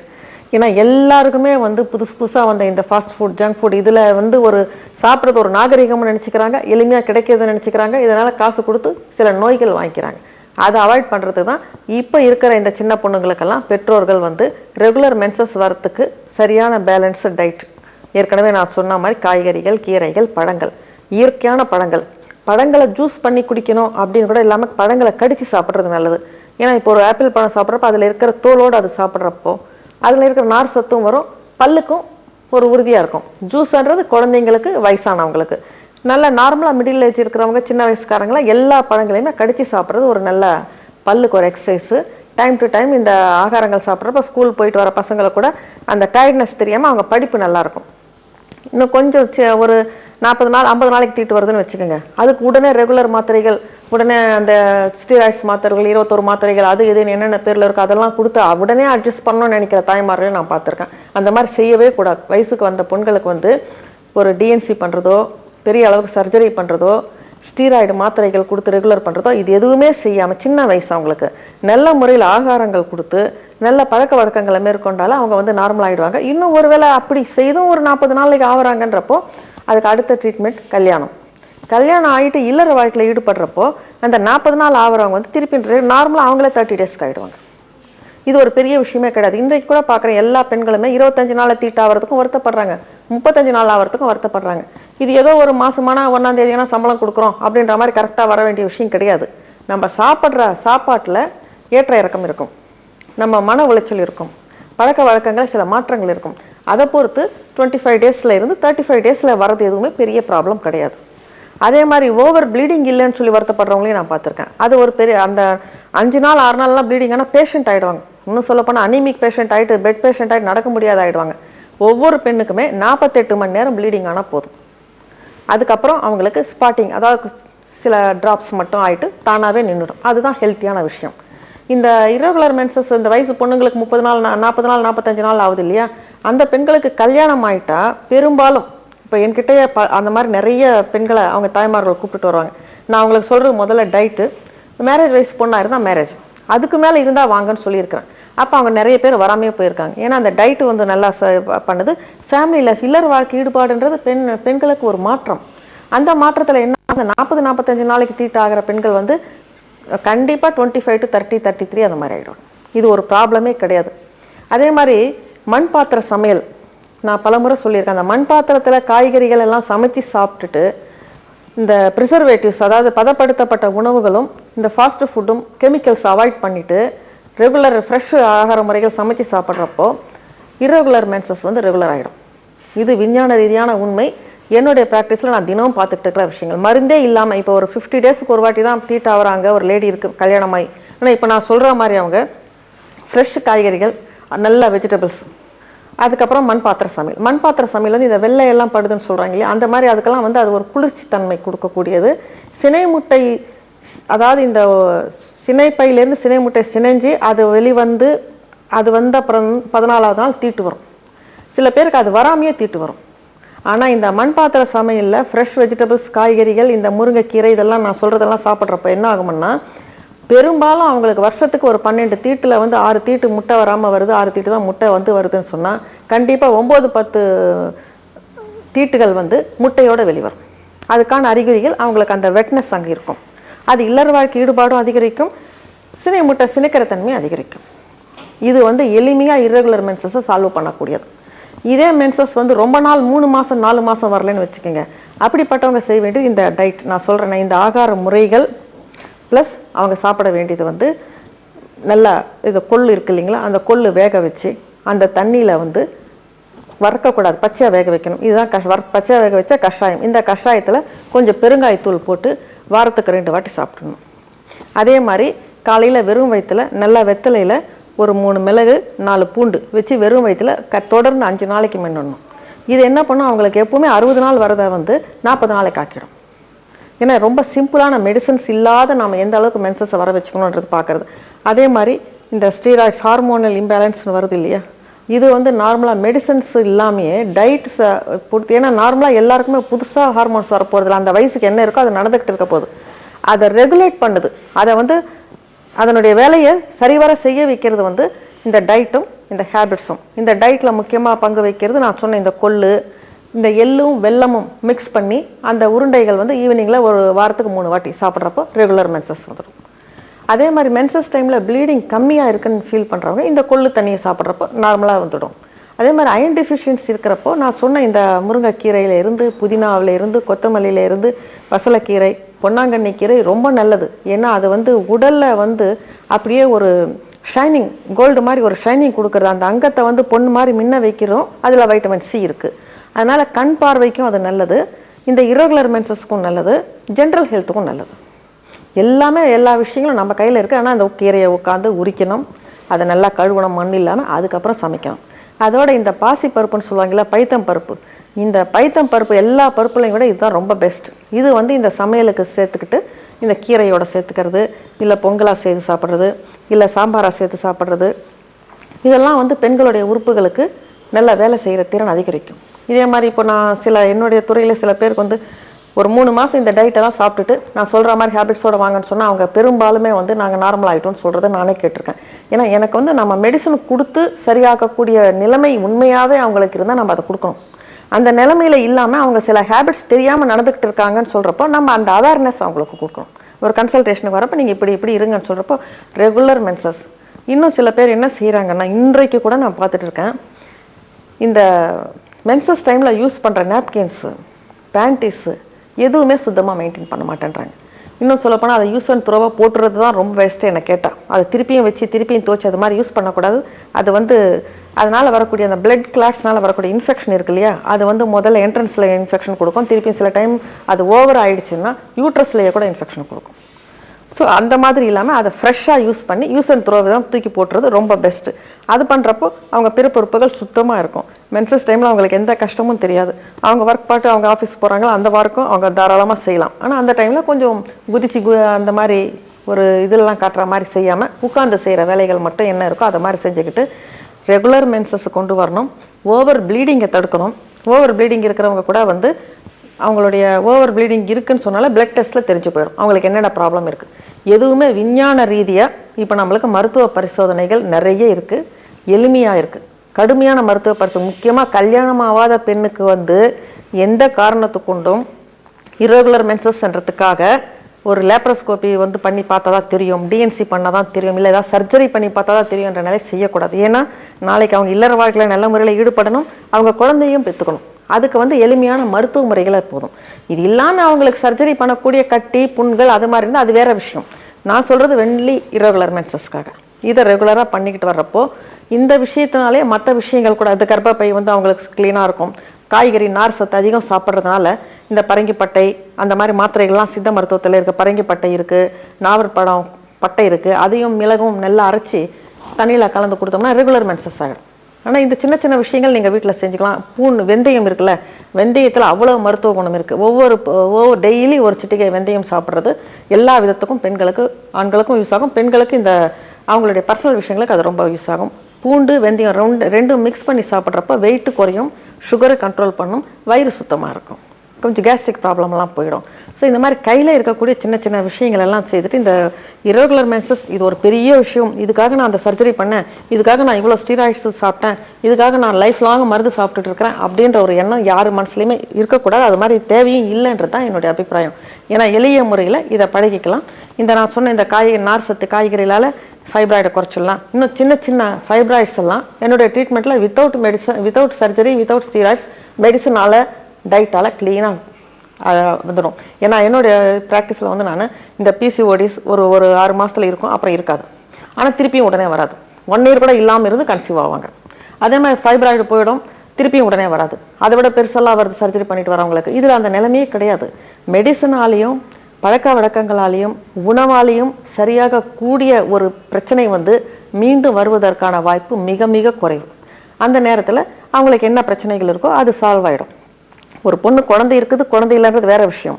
ஆனால் அந்த கர்ப்பப்பை அந்த சினைப்பை மற்றபடி அவங்களுடைய அதுக்கு சம்மந்தமான மென்சஸ் ஆகக்கூடிய எல்லா விஷயமான சம்மந்தமான உறுப்புகள் எல்லாமே பர்ஃபெக்டாக வேலை செஞ்சால் அதுக்கேற்ற மாதிரி அவங்களுடைய உடல்நலம் நல்லபடியாக பாதுகாத்துக்கப்படும்.